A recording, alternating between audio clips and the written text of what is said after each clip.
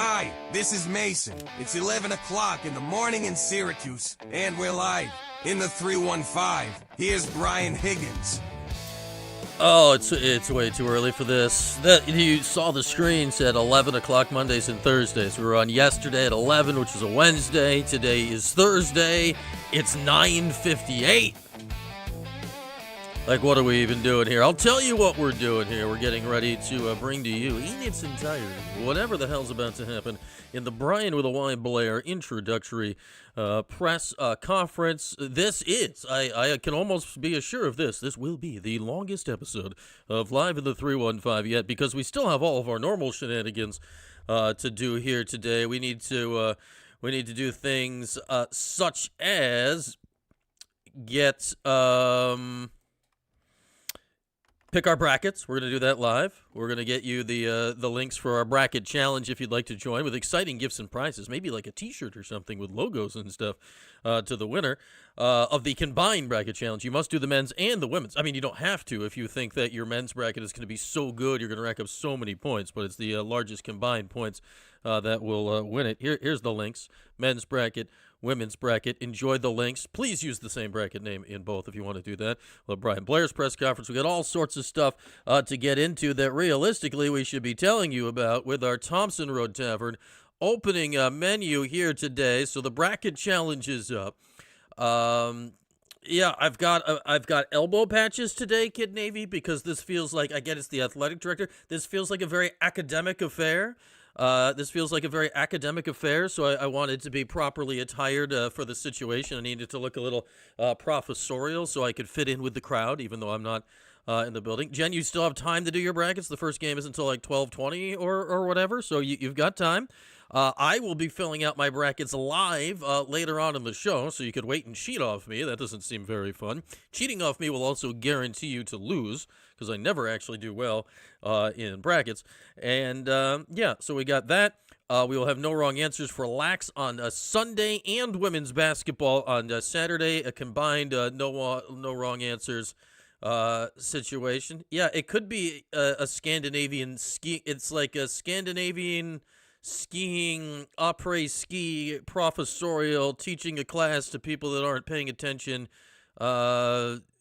situation.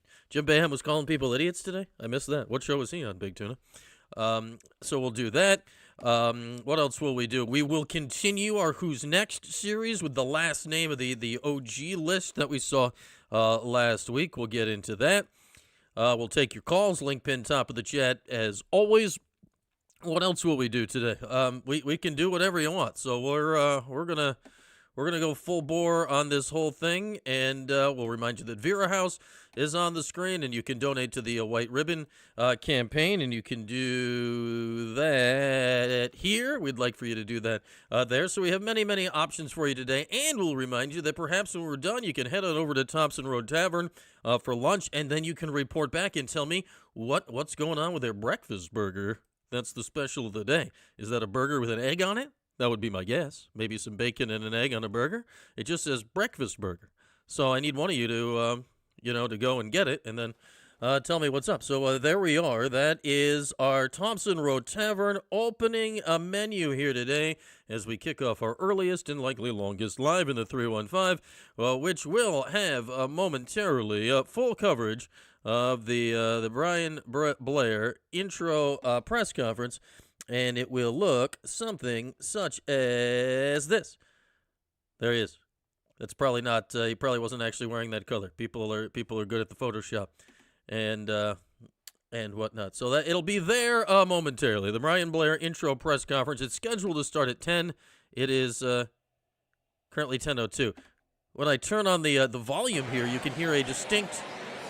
Just like there's a cacophony in the room. I believe they're at the Myron Victory Court, the new extension of the Dome that opened back in the fall. So there we are. Brian Blair, intro presser, starting soon. We're going to stream it live in full here. Full commentary over it. We'll mute it for now. As we do with press conferences. I have not seen the itinerary. Obviously, Brian Blair will speak. I don't know what mix of new and old are going to speak. I imagine we'll hear from the new Chancellor Mike Haney. Yes, a Syracuse operation spelled a name correct. Big Tuna, that is breaking news. That is breaking news. Louie and Bowie would approve. I don't know if we'll hear from Kent. I don't know if they're going to completely turn it over. I don't know if we'll hear from John Wildhack. I don't know if we'll hear from any of the Board of Trustees or people that were involved in the search committee or not. Is Mike Tirico here? I'd listen to Tirico. I'd hear what he had to say. So I don't know who's on deck for this today, or how much time is going to be allotted for questions and answers with Blair from the media. And really the lots of the obvious immediate questions here involving Blair is the basketball search, what we talked about yesterday with Brian Hodgson. I'd imagine I'll be interested to see, like, is he going to address that specifically or not? I'd imagine no. Is he going to allude to it in a way that is interesting? I don't know, but this will be starting presumably sooner than later. So we got Brian Blair on the screen, ready to go in a picture. Hopefully soon he'll turn into Brian Blair in real life. So I am intrigued who's going to speak. You never know these things. There's a lot of pomp and circumstance. We're going to have the pomp. We will also have the circumstance. We're going to do all of those things, but I just don't know when we're going to do it. It was scheduled for a 10 o'clock start here today. Yeah, they spelled Brian with a Y right. As much as I may disagree with the whole nature of Brian's with a Y, they also deserve to have their name spelled correctly. Though I do not deserve to have my name spelled like them, because Brian with an I was here first. Am I actually older than him? I'm actually older than him. Oh my goodness. I am older than the Syracuse University athletics director. Well, that's never happened before. I was here first, Brian with a Y, Blair. Yeah. You listen up. Brian with an I's got some things to say, and you're going to have to deal with it. How old is he? 41? I'm older than the athletic director. I'm older than the football coach, and I'd say more likely than not I'm about to be older than the basketball coach. Oh, dear. Oh, no. That's a sad realization to happen. Enjoy me getting old in real time. Ooh, there's moving pictures. Things are happening. Brian Blair, Mike Haney, Otto, handshaking. His tie looks like the picture. So we got Mike Haney and we got Brian Blair. We got Sarah Scalise, who's the head of communications for the university, at the podium. Otto's always stealing the show. Sorry. Good morning, everyone, and welcome. Thanks so much to everyone for joining us here today on the Syracuse University campus. Brian, it is full. Did you just get Otto's name wrong? Says something. I'm Sarah Scalise, Vice President for Communications. I'd like to begin by acknowledging, with respect, the Onondaga Nation, firekeepers of the Haudenosaunee, the indigenous people on whose ancestral lands. Come on, Sarah. This script is as old as time. Today we are celebrating the arrival of the newest member and newest family of our Orange community. To get things started, I am pleased to invite University trustee and alumnus Steve Ballantyne to the podium. Steve is the chair of the Board of Trustees Athletic Committee, a member of the Board Executive Committee, and served as chair of the search committee charged with identifying the university's next director of athletics. Steve? Steve has many, many monies. In charge of the search committee, so that answers that question, who from that group would speak. I guess the guy that was in charge of it makes sense. Sarah, good morning and welcome to our trustees, our coaches, student athletes, students, alumni, campus community, and fans everywhere across Orange Nation. Whether present here today or on the live stream, welcome to this great day for Syracuse University. Our committee, with the outstanding assistance of the team at CSA Search, conducted a comprehensive national search, and we targeted the very best. As chair of the committee, I want to say how proud we are of the way this process was conducted, the depth of our engagement with stakeholders, the breadth of our candidate pool, and the ultimate outcome, Chancellor-elect Mike Haney's selection of Brian Blair as our next director of athletics. This search happened under unique circumstances in the midst of the chancellor transition here at Syracuse and at a critical inflection point in college athletics. In an ideal world, this search would have happened months from now, after a chancellor-elect had been selected and officially taken over as chancellor. They would have then had the opportunity to start their own search for the next AD. However, given the pace of change in college athletics today, Chancellor Syverud and the Board of Trustees leadership realized Syracuse did not have the time for a search to play out in that traditional way. Good to hear him say that. After careful consideration of the various options, a plan was adopted to run this AD search in parallel with the Chancellor search. The candidates of both searches were assured that they would have an opportunity to meet and be certain that they were aligned before any final decisions were made. Through coordination with the Chancellor Search Committee, along with the tireless efforts of many within the university's leadership team, we were able to develop a highly qualified finalist pool, any one of whom was an excellent candidate for the position, to present to Chancellor-elect Mike Haney immediately upon his election. He then dove in headfirst and was able to get to know the finalists and ultimately make his selection. Leading Syracuse athletics is an opportunity that many people sought. The breadth of candidates we were able to attract was particularly gratifying. We had candidates who were leaders in professional sports, executives who bring a sophisticated business lens to the rapidly changing economics of college athletics. We had experienced athletic directors with years of proven success, and we had a new generation of leaders who have navigated the realities of NIL, the transfer portal, and revenue sharing, and who understand the landscape of college sports is being rewritten in real time. I can tell you that many of them would have done a fine job leading Syracuse athletics. But in Brian Blair, Chancellor-elect Haney has chosen extremely well, making this an extraordinary moment for Syracuse athletics, Syracuse University, and Orange Nation.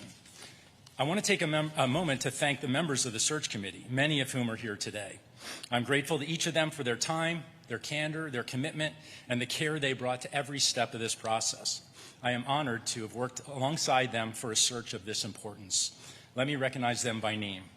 They are John Lally, student athlete alumnus and university trustee; Ian McIntyre, our national championship men's soccer coach; Roxy Nurse McNabb, student athlete alumna and university trustee; Gabe Nugent, senior VP and general counsel; Sarah Scalise, vice president for communications; and Mike Tirico, a vice chair of the board of trustees. And I also want to recognize Mary Opperman, university secretary, whose support was invaluable throughout. An important part of what made this process successful was the time we spent listening. We began by gathering input from the entire cross-section of stakeholders: students, student athletes, coaches, staff, faculty, trustees, advisory board members, donors, and fans.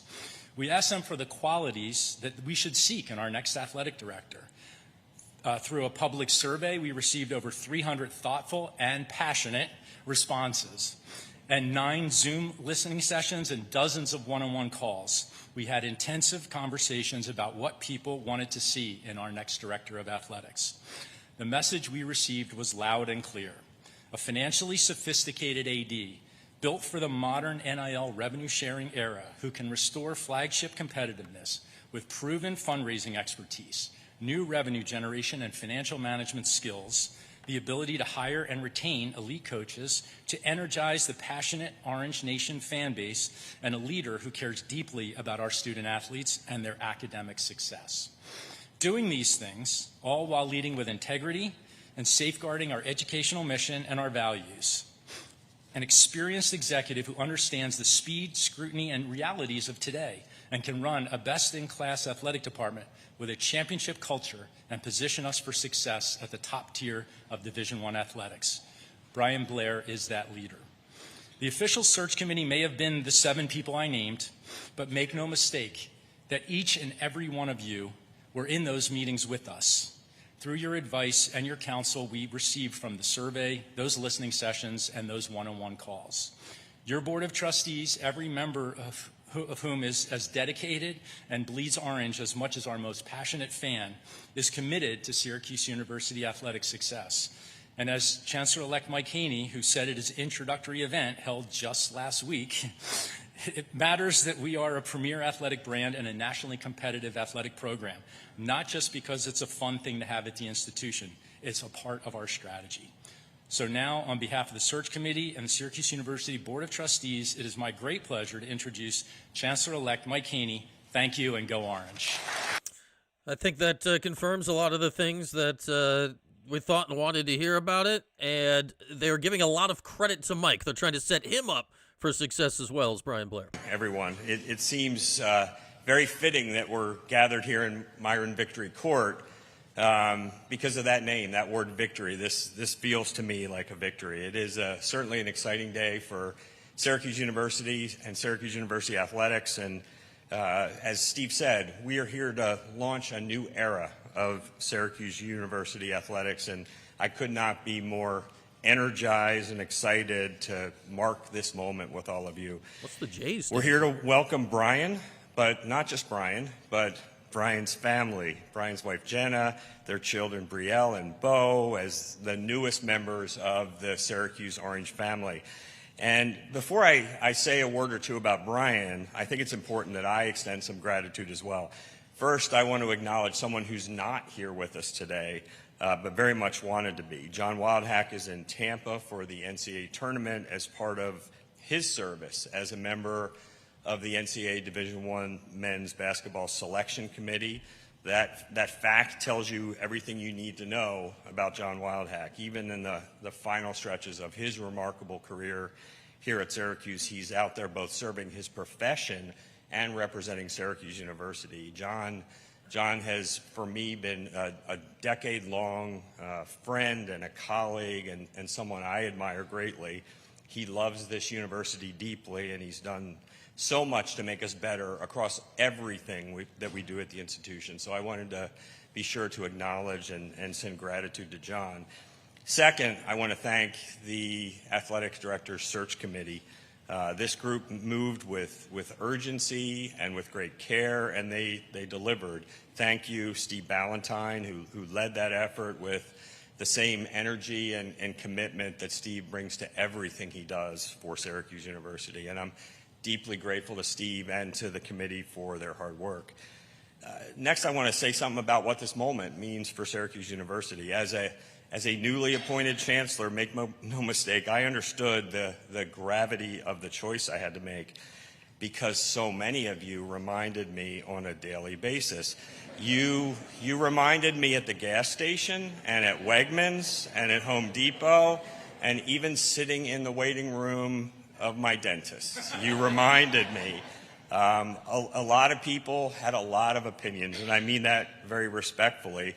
I listened, I learned, and I'm grateful for the many, many conversations that shaped this process. Those conversations reminded me that both who and how we hire our next athletic director would actually send a signal about how I lead and what I value and what I expect. And, you know, at the same time, I very much knew what I was looking for in this process. I've spent 20 years of my academic life studying entrepreneurs and transformative leaders. And you know, what I mean by that is the kind of leaders who intuitively understand that a path littered with the footprints of others will very predictably lead to nowhere new and to nothing extraordinary. And I'm convinced that only those that understand that particular truth will be able to successfully navigate what's ahead for college athletics. So what was I looking for in Syracuse University's next athletic director? I was looking for somebody who looks at the sky and doesn't see the ceiling. Somebody who, in the face of what will be a million daily reminders of all that might go wrong, someone who will not allow Syracuse University athletics to be a chapter in someone else's book, but who will lead us to author a uniquely orange story. I wanted somebody willing and equipped to commit to be the architect of something different and something better and something brave. That's because Syracuse University in this moment does not need an AD who will manage for the moment. We need an athletic director who will shape the moment and candidly bend that moment to our will. And that's who Brian Blair is. Brian's leadership has been forged in an era almost entirely consistent with the challenges that we face today. He's never really known a world without NIL or the transfer portal or revenue sharing. At Toledo, he built one of the most sophisticated NIL ecosystems in the Mid-Atlantic Conference. At Toledo, he increased fundraising by 282%, including securing the second largest gift in school history. He activated underutilized facilities into revenue generating assets and implemented a department-wide data and analytics initiative, all powered by AI. Simply put, for his entire career, Brian's been building what comes next before most of his peers realized what was happening now. And Brian Blair wins. Under his leadership, Toledo earned 3 consecutive MAC Cartwright Awards as the conference best overall athletic program. He delivered 16 conference championships in less than 4 years, more than in the previous decade combined. From 2022 to 2024, Toledo led the nation in combined conference wins across football, men's basketball, and women's basketball. And in a single year, they became the first program in school history to win both the MAC top men's and women's program honors. That is not a coincidence. That is a culture. That is leadership. What also set Brian apart for me, and I want to be clear about this, is his commitment to the academic mission. He is a former Division I student football athlete. He holds a law degree. At Toledo, his student athletes achieved 11 consecutive semesters with a GPA over 3.3. And something that I had never encountered before in my career. At Toledo, Brian, as athletic director, was asked to co-chair the university search for its next executive vice president and provost, a role that I think is really unheard of and unprecedented in the context of competitive college athletics. In 2024, Brian was named to the Sports Business Journal 40 Under 40, one of the most prestigious honors in the industry. That list of past honorees includes leaders like Adam Silver, Kevin Plank, Brent Yormark. That is good company that Brian Blair keeps. He is a leader who understands that winning matters, innovation matters, revenue matters, the student-athlete experience matters, and none of those things need to be in conflict. They're all part of the same mission. And finally, that brings me to why Syracuse University athletics matters. This is about more than wins or losses, though winning does matter, and we intend to do a lot of it, because I'll hear about that in Wegmans too. Syracuse University athletics is central to our academic mission and our student experience mission. The Orange spirit runs very, very deep. It creates memories for our students that last for decades and generations. It builds bonds that span generations and geographies. And that impact spans beyond our campus. It's not lost on me and many others that we are in the midst of really what is a remarkable economic renaissance here in Central New York. And Syracuse University and Syracuse Athletics has an important role to play in that economic renaissance. Economically, culturally, as a source of civic pride, what happens in this program reaches beyond our campus. I recently attended the women's basketball NCAA watch party over at Destiny, and the energy in that room from our community was electric. And what Coach Jack has built is extraordinary, and she does exemplify what it means to lead with both excellence and with empathy. And she, all of our coaches, all of our student athletes deserve the full support of both the university but also the Central New York community. And I know that Brian will rally that support. I know he will bring energy and creativity and professionalism and character to every corner of this program. So we are stepping into a new era for Syracuse University athletics. We're doing it with the right leader at the helm. So please join me in welcoming Syracuse University's 12th Director of Athletics, Brian Blair. It's the longest I've ever heard Haney talk before. He's impressive. It's certainly easier to listen to him talk about sports than, the previous guy in charge. Ooh, jerseys. He gets a football jersey. I don't know where we're supposed to look, but I think out there. Where do you look? They're not looking in the same direction as you All you. All right. Brian Blair, what you got, dude? Good morning. How we doing? Good. I am so excited to be with you all today. So my wife told me before I got up here, she said, hey, don't try to be funny, don't try to be smart, just be yourself, right? So we're going to focus on being myself today and doing this. Before I get going, Coach Jack, good luck to you and the ladies on the road at Iowa State. Absolutely. Yeah.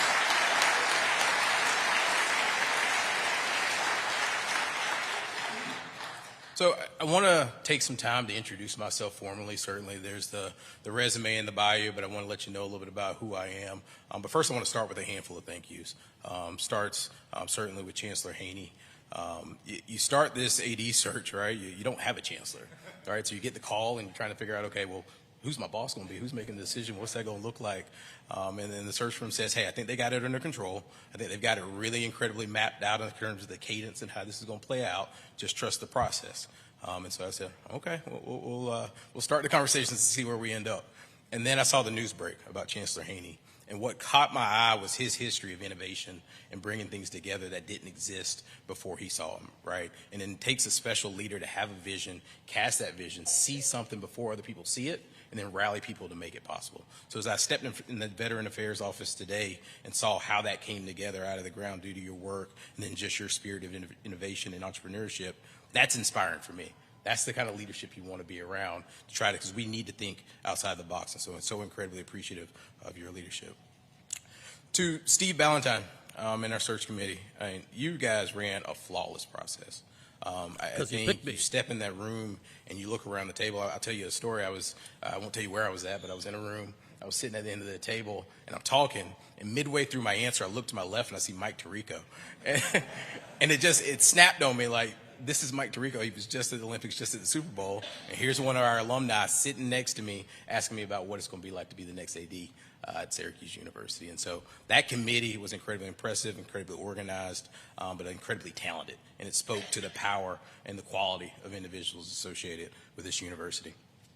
I'd like to thank Toledo. Dr. Gregory Postal gave me my first shot to be an AD. And certainly I've had other presidents since then, but that's a special, special place. And I know many of them texted me that they're watching. I've got over 700 unread texts and calls, so I promise you I'm going to get back on top of that someday. But Northwest Ohio became home really quickly. That department rallied around my wife, my kids, and I, and took us in unlike anything I've ever seen before. And as a first-time AD, learning things, making mistakes, figuring it out, they gave me patience and trust to lean in and try to make that thing special. I'm so incredibly proud and appreciative of all my family and friends back at Toledo. I've got way too many mentors and colleagues to name, and that's how you usually get in trouble, because I drop one name and then I forget somebody and then I get an angry text on the back end. So we're not going to do that. You know who you are. I appreciate all you do. But I will celebrate too.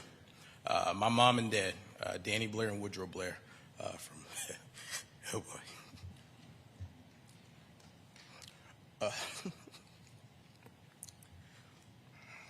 Come on, man. So I'm from little old Bennettsville, South Carolina. And my mom was my middle school principal. My dad was an entrepreneur for a number of businesses. And those are the two hardest working people I've ever seen in my life. And I learned that there is no way but hard work. You cannot escape the work, right? You've got to put in the time. You've got to put in the effort. And even when it gets hard, you work harder. You run harder at it. You bounce back. You swing when your back's up against the wall. And you come out and you take what's yours. And those two people, for so many reasons, taught that to me. My mom was always big from an educational standpoint. You've got to have all A's to play football, right? I later got to bend to A's and B's. But you've got to have good grades to be able to football. I never would have made it to law school had my mom not been on me about my academics early on and holding me tight to that. And then watch my dad struggle and succeed multiple times and get knocked down and continue to pick himself back up and never feel sorry for himself. Never cry, woe was me, or wonder why am I facing this. He just picked himself back up and he led an example for me and my brother to follow for years to come. So when I talk about my mentors, I want to highlight those two because that's me at my core. I'm a mom's son, I'm a dad's son, Danny and Woodrow Blair. They made me, and I think that's what shapes me for this moment. I want to thank William and Brielle.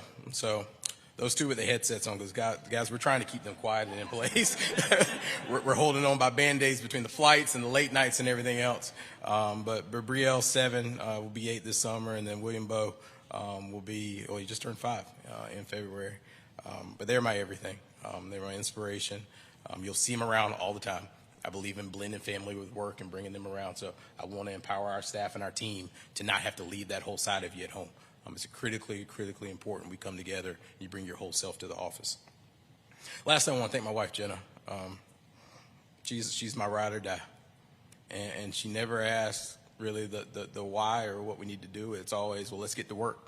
You got this, right? Before I leave the house for one of my conversations with the chancellor, she said, you got this. Go show them who Syracuse's AD is going to be, right? That person that speaks that power and that vision into you for you to make it possible, because you'd love to say, well, all the time you're bulletproof and nothing bothers you. But all of us have those days. All of us need that support. All of us need that inspiration. And to have that inspiration at home, I very much appreciate you. I love you, man. Thank you. Lastly, I want to thank the passionate alumni and supporters of Syracuse. Passionate is putting it lightly, right? And I think there was a moment in the search where I think a tweet went out, and it was celebrating attendance at basketball. And it was 20, 25, whatever it was. And then I don't usually check comments, but for whatever reason that day I looked into the comments, and the fan base was livid that it was 20,000 people because they felt like it should have been 30, and it's 30 on a bad Tuesday night again, so and so and so. And I found that fascinating but also exciting, because who else in the world can say they're disappointed by that kind of crowd? But who else in the world knows their true ceiling, their true North Star is much, much higher, and they want to get back to that, right? That passion, that energy, that conviction, certainly we got to channel it in the right ways. We got to channel it to bring us together, not separate us. But golly, if we get that thing united, what can we accomplish together? That's why I'm here. That's what excited me. So you'd say, well, who are you, right? You thanked all these people, but who are you? I talked about my family. I live by 5 core values: family, passion, integrity, curiosity, servanthood. Right? I talked about my family. They That doesn't mean the spell world to anything. me. Passion, right? I matched the passion, the energy of this fan base of our alumni, our supporters. What spoke to me through this process is how much conviction everybody on that search committee talked about their experience with Syracuse University and Syracuse athletics. I've never seen or heard anything like it to a person spoke to the power of what this energy means to you and why this is an important hire and why we've got to get this right. And I'm biased. I think you did get it right, but we won't go there. Integrity. What does that mean to me? It means we're going to do things in a way that always make this university proud. I'm never going to do something that Bo or Bree have to read in the newspaper that they're deadly embarrassed in. That's how I make that word real to me. Everybody throws around the word integrity. I think you've got to make it real to yourself. That's how I make it real to me when I look those two in the eye, to make sure the example I'm setting and the behaviors I'm doing, make sure they never look back and say, golly, I don't want that last name right now because it's not any good. And so we're going to continue to hold ourselves accountable to that. Curiosity. We're always going to have a growth mindset. I always have a growth mindset. Everything we do can get better. It can be challenged. It can be thought of differently. And I would argue now in college athletics, with the sea of change we're facing, now's the time to lead from the front and think outside the box in terms of what this should look like. And certainly there's templates out there for a lot of different sports organizations and the like, but nothing that is an easy silver bullet for Syracuse athletics, because this place is unique, right? It's going to take a unique solution, unique collaboration, unique energy to pull this thing together to do what we collectively want to do and really leverage those unique assets. And then lastly, servanthood. I made the joke with the department earlier, like I'm the fullback of the athletic department, right? What's the fullback? Some of the people we didn't know. Well, it's the short, stocky guy in front of the run back that's making sure the running back doesn't have to take on that linebacker so they can score the touchdown, right? They're empowering somebody else's success. They're doing the dirty work to clear the way, right? So, Fran, you got a fullback now, right? I want you to score those touchdowns. I got your back, right? And so that's how I think about myself and our work as administrators, because we want a student-athlete-centered department, right? The student-athlete's always going to be at the core of what we do. Then we want it coach elevated, right? Our coaches sit in the home of those young people and talk to them about coming to Syracuse University. Our coaches are who they call when life gets rough. Our coaches shape so much of that experience. And then our administrators need to support our coaches in their endeavors to allow them to be the best version of themselves. But if we keep that North Star of the student athlete with all the business intangibles and commercialization that we will do and we have to do, we'll be really, really successful, but we'll also produce future leaders of this country here from Syracuse University. So you say, well, why Syracuse, right? You talked about Bennettsville, South Carolina, Toledo, Ohio. You lived out west in Washington. Well, why does this make sense for you? I think what I loved about this place is not so much what you have been, but what you can be. What excited me was seeing a place. I was a history major in college. I believe history has a way of replicating itself over time. Seeing the heights that this university has had over time, seeing the constant brand and how it speaks to the entire country, that everybody knows when they see that Block S, it means something special. And it always takes them back in time to think about memories, right? So how do we harness that history, that excellence, along with all the other intangibles that we have? So that's my vision, right? We want to wake this sleeping beast. We want to wake this thing up and take control of our destiny and make sure the world knows that Syracuse University is one of the top 10 brands in all of college athletics, and we're here to stay. So, well, what does that mean, Brian? How do you flesh that out? I think it's one win, right? I mean, Chancellor Haney talked about it. We don't get participation trophies in this thing. We keep score for a reason. I understand that. We've got to win, and we've got to win a lot. And I understand the pressure that comes with that. I signed up for it. I'm good with it. And I also like winning a lot, and I hate losing. So we're crystal clear on that front. And particularly, we need to win at all of our sports. We've got certain sports that drive from a revenue standpoint and a brand standpoint. They do things in a different way. And we've got to continue to lean into those to feed our entire ecosystem, right? And make sure we're set up for what the future may hold. And so we're going to really lean in to what that looks like. We've got to modernize our enterprise. And this isn't a shot at any of the work here, but more of an overall comment on college athletics. We've got a lot of places that are stuck in what was. And you look up and down the org chart or the way they do things, it's a lot of how we got here is just blending and morphing versus starting fresh and saying this is the model for 2026 and beyond. And so we're going to really lean into that modernization. And frankly, we're going to attack revenue generation. We're going to attack NIL. NIL is one of the most, if not the most important aspects of what we do. If we don't have talented student athletes and we can't win and be competitive, we can't drive the commercial enterprise to feed this entire ecosystem. We've got to be crystal clear on that. This is not a will I do it or maybe I'll do it. It's if we have to do it for our survival and our ability to thrive going forward, right? So we want to make sure we modernize that enterprise. We're going to leverage our academics in our region, right? I feel like everybody I bump into, I feel like you're a spokesperson for Micron. Everybody talks about it. Everybody's loving it and excited and here to tell me what it's going to mean for the region. And I'm so excited about what that means. And that came up frequently in our conversations. But also, as I look at our academics, right, you've got Newhouse and the quality of alumni from there that shape the narrative and the voice, frankly, of all of sport, right? We talked about Mike in the Olympics, but all of sport is shaped by Syracuse athletics, or Syracuse University, sorry. Think about the Falk College. Jeremy, I see you there. What we do in there is different than anywhere in the country, right? So we've got an asset, unlike anybody else, that can be our competitive advantage. I believe a competitive advantage is something that somebody can't easily emulate or copy that sets you apart. We've got those things at Syracuse. And lastly, I want to weaponize the dome. I want to weaponize the dome. We've got one venue. Most places have a football stadium and a basketball arena and a lacrosse stadium they have to invest in. We've got one, right? We've got one where we can build a unique, immersive experience that's unlike anything you see in this country, maybe outside of Vegas. Thank you. Right? So we're going to think outside the box on what that experience looks like. How do we create that home court advantage, home field advantage for all of our teams? And how do we bring something that makes our student experience here incredible?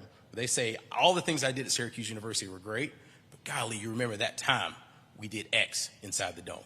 You remember that time where I met my future spouse. You remember that time where we high-fived after that memory and celebrated together, right?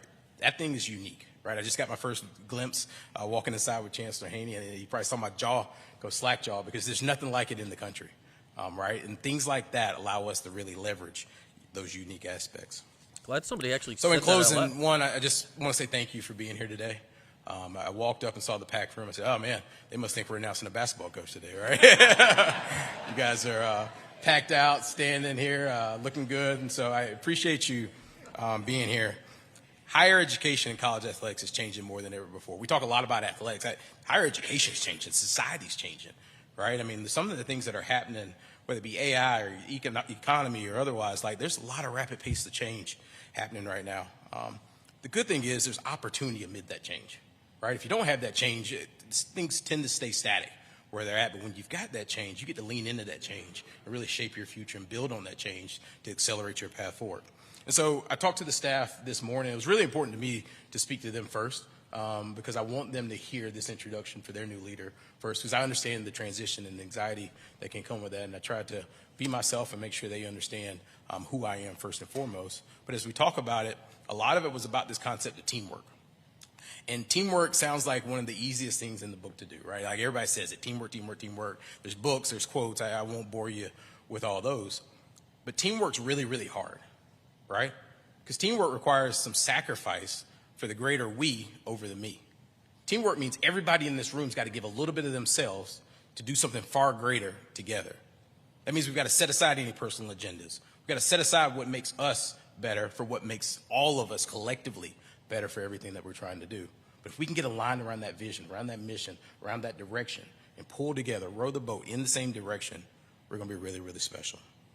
And so when you take people of high quality and integrity, you take the right culture is what you celebrate, what you tolerate, right? You add resources to the mix, and then you align it around a strategy. That's how you get excellence, right? So that's where records get broken. That's where national championships are won. That's where we reach our full potential as Syracuse Athletics. I am so incredibly excited to be here today, be a part of this team, and lead us towards this next era. Go Orange. Well, I'd say hit all of the appropriate notes on that one. Hey, look, it's Mike Waters and Chris Carlson. It's what you wanted to hear. Like, it's easy to win the presser, but he certainly just did. We'll see if they get any questions or anything at this point. Hopefully some questions about basketball. Let's go. What else are we going to weaponize? Thank you so much, Brian. Congratulations and welcome to you and your wonderful family who we've already had the opportunity to start getting to know. That concludes our formal speaking program for today. To all of our guests, please stay and join us for reception. We're going to open the doors over here in just a few minutes. To members of the media, I know you want to ask questions. We want you to ask questions. Brian's going to be available for questions in about 10 minutes or so. We're going to head over to the Step and Repeat where our wonderful marching band is right now. We will take questions over there shortly after the conclusion of the speaking program. So if you can just hold tight for a few minutes. Thanks for that. Unbelievable. She's Brian, the head communications lady for the university, Sarah Scalise, right? We're going to take questions about the stuff you want to hear about, but not in the way you can actually hear about it. Share a performance with us to celebrate Brian and his family's arrival. And in the meantime, thank you again for being here today. And as everybody else has already said, go Orange. Yeah, Sarah. So are they really, like, this is a press conference. Like, that's it? The marching band's going to play him out?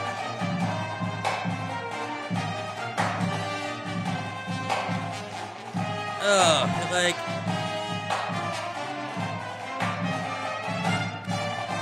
oh man, like the university just can't get out of its own way on some of it. Should I play the fight song low underneath? We'll drop it down here, a little background volume. The university just can't get out of its way on some of its own stuff. We're going to do things new. We're going to do things interesting. We're going to do things exciting. Oh, you want to hear the new AD talk about basketball? Yeah, good for you. You need to be in the room. 2026. Unbelievable. Like, I really liked what Mike Heine had to say. Like Brian, Steve Ballantyne, the head of the search committee and the head of the trustees, you know, he set the table well. There were some long speeches. I liked hearing from Brian Blair. It's good to have a chancellor who can speak on his feet. It's good to have an AD who can speak on his feet. If you're streaming the press conference, you also have to show us the questions about the thing we all want to know about.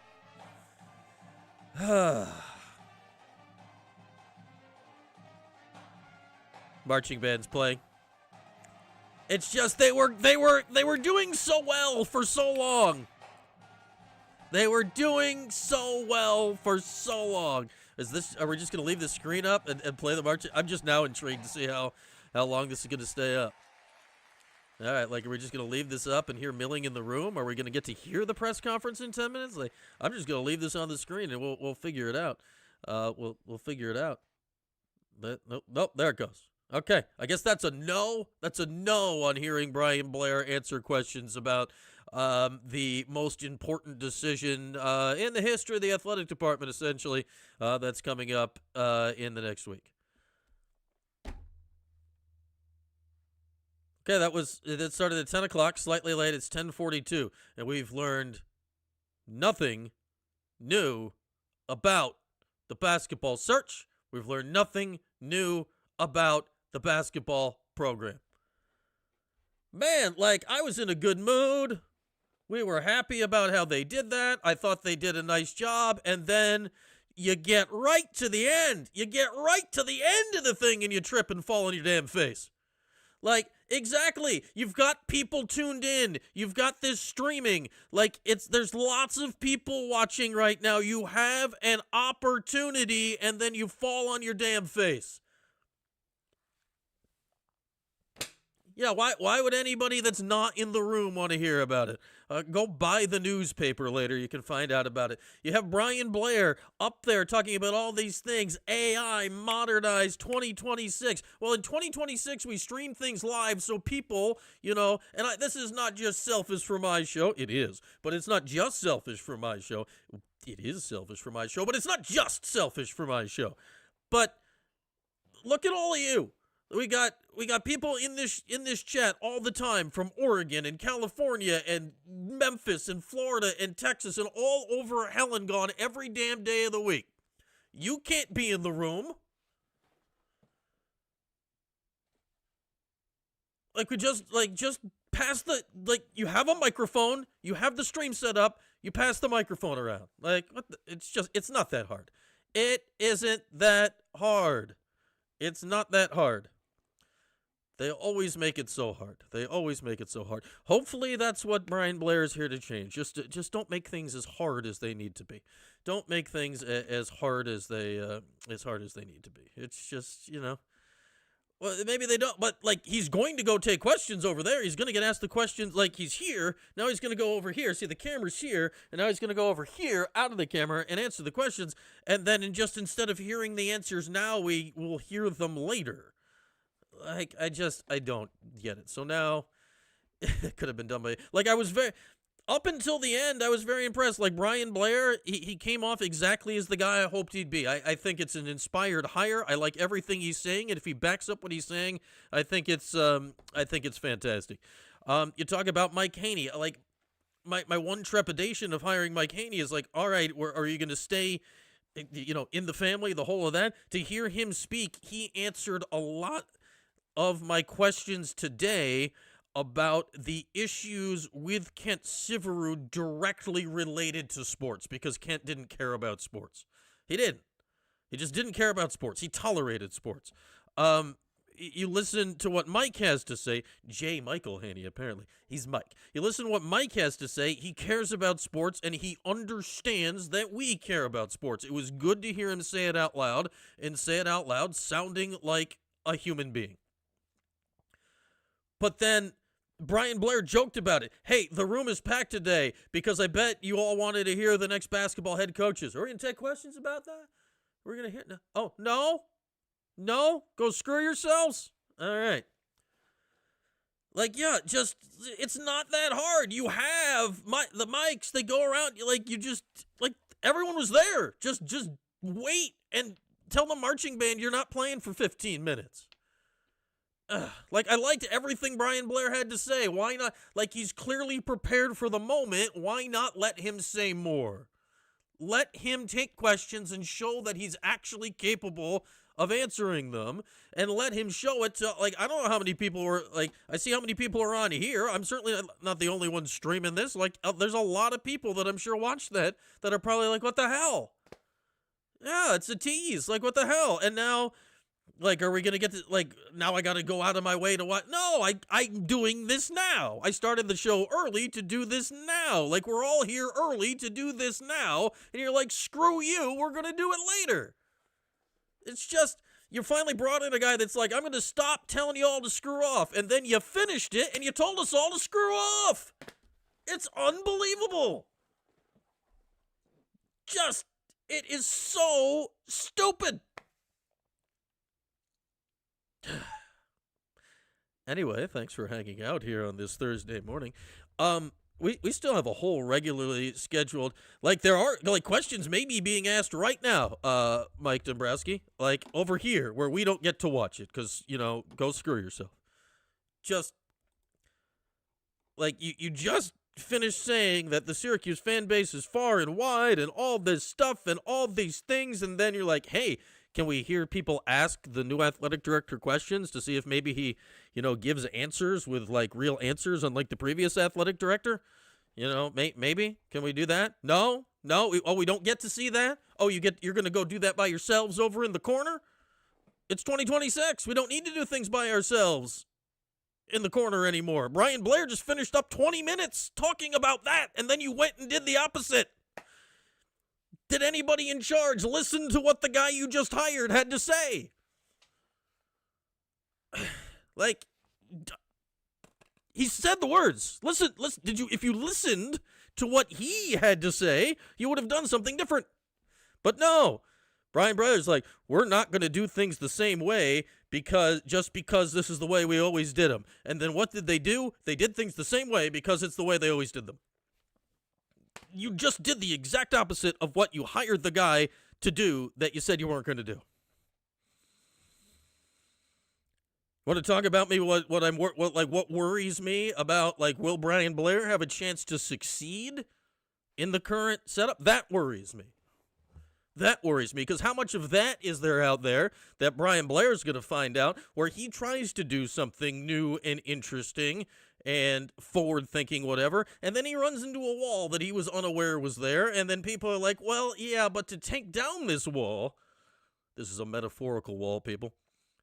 To take down this wall, we're going to need some blueprints, and we're going to need this, and he's like, but it's not a load-bearing wall, and it's like, we're going to need that, and we're going to need this, and then, you know, we've got to submit the thing, and we'll do it. We'll get back to you in 6 to 8 months. No, that's the opposite of what this guy just said. And I know this is something small. This is nonsense. This is small. This is, you know, does this affect the future that we can't hear, like, live the answers to whatever Mike Waters and crew there are going to ask Brian Blair today? Does this affect the grand scheme of things in the world? No. But it just shows you how you talk about alignment. And a lot of people, Mike Haney said alignment. They all said the word alignment. You know what that was? That wasn't alignment. That was alignment. What are you guys talking about over there? Were we supposed to? We missed a damn meeting. It's inexcusably stupid. It's just, I don't, like, just when it was going well, you leave us with that taste in our mouth. I thought up to that point, yeah, were the speeches long and drawn out? Sure. But I thought all three of them had good things to say, in that I liked how Steve Ballantyne, for the most part, said the search was handled. I really liked hearing how Mike Haney described what he was looking for, because that told me a lot about how he is going to run things. And I think that sounded positive for Syracuse sports going forward. I liked hearing from Blair. He was not just reading from a script. He was, you know, he had some notes there, but he was speaking contemporaneously. But then you do that. You do all of the good things. You do all of the good things. Like, I thought it was great. I like Blair. I think he's got a chance to be really interesting and do some good stuff going forward. Like, I'd never heard of him a week and a half ago, but from the second we learned about him and the more I read about him, I'm like, I like this hire. I like the hire. And then you end it, and for all of us that aren't there, which is, there's a lot more people not in the room than are in the room, right? There's a lot more people, and this is not a media perspective. This is 2026. The line between media and not media and whatever, it's not, you know, it's not a straight line anymore. It's not, you got to wait for people to ask questions and then come back with the answers, then you watch it on the 11 o'clock news. This is 2026. The thing is happening right freaking now. It's probably happening at this exact second. Let's check Twitter, because I can check Twitter. I bet people are tweeting about it. Like, it's happening at this right now. It's happening right now, I would assume. Let's see. Do we got any tweets? Let's scroll. Now, this is what I got to do to see if anyone's tweeting about it. Like, it's just not yet. But, like, this is what we're doing right now. I got to wait for some, like, DO reporter to start tweeting from a media scrum that's 10 feet to the right of where they were set up to stream it live to the whole damn world. I do not get it. I do not get it. All right, here's WAER Sports. So, yeah, now I got to, like, this is not to offend them. Full credit to them. Now I'm tuning into a student Twitter account to see what's going on with what Brian Blair is saying right now, instead of just hearing what he's saying right now. All right, a question for Blair on the new basketball coach. Quote, that process is well underway. We've got a great pool of candidates, and we're very excited about the decision. Now, did we learn anything from those words? No, but it would have been nice to hear him say it right now. Blair, when asked if he's splitting focus between SU and Toledo right now, that's a very interesting question because technically he's still the AD there also until the first couple weeks of April. Quote, my full focus is on Syracuse University and this basketball program right now. All right. Like, why can't we, like, is there a reason we don't get to hear that live? Blair, now, I would have loved to hear the phrasing of this question based on what you're saying that Jim was saying earlier today. Blair on Jim Boeheim. Quote, you can't overstate the magnitude of what Jim did here. There's context, though, in being able to watch and hear and turn off their phones and ask questions via pen and paper. They're not doing it live because he can't answer specific questions at this point. Michael, part of your job as an AD is knowing how to deal with that situation live. That's part of your damn job, is being asked questions that you know the answer to but can't say out loud and then figuring out what you can or can't say. It's part of the damn job. I will not relax, Kev. We've sold the candle. Yeah, all we'd hear is general platitudes, but why can't we hear it? Why can't we hear it? It's beside the point that that's what we'd hear. Let's hear them. Maybe he will say something. There's no reason for us not to hear it right now. There's no reason not to hear it. We heard everything else. Like, do you not trust the guy to answer questions? If you don't trust the guy to answer questions, don't hire the guy. Like, you trust the guy. Like, what? It's just... yeah, pre-submitted questions. It's just, like, it was all going so well. They can't get out of their own way. They can't get out of their own way. Anyway, let's calm to. Congrats for you, Michael Antonio, for knowing it was coming. Good for goddamn you. Shut the hell up. Must be nice to always be right about everything, Michael. And coming on the fucking high horse. Who wants to join the goddamn bracket challenge? Here, bracket challenge. The games don't start for like an hour and a half. Get in. Men's and women's brackets. Participate in both. Highest combined score will win exciting gifts and prizes. To be determined later. To be determined later. Well, yeah, so deal with it. Like, do positive relations. You've hired a new guy. You hired him. You trust him. Answer the questions. Answer the questions. All right, other questions here. WAA Sparks Twitter account. Blair on what he learned at Toledo from a fundraising standpoint. Quote, sometimes people think fundraising is this magic potion. It's about getting out and meeting people and asking questions. All 4-1 seeds make the women's Final Four. We will, the show doesn't start till 11. Is this on? I thought this didn't start till 11. That is not the first rule of public relations, Michael. That is not the first rule of public relations.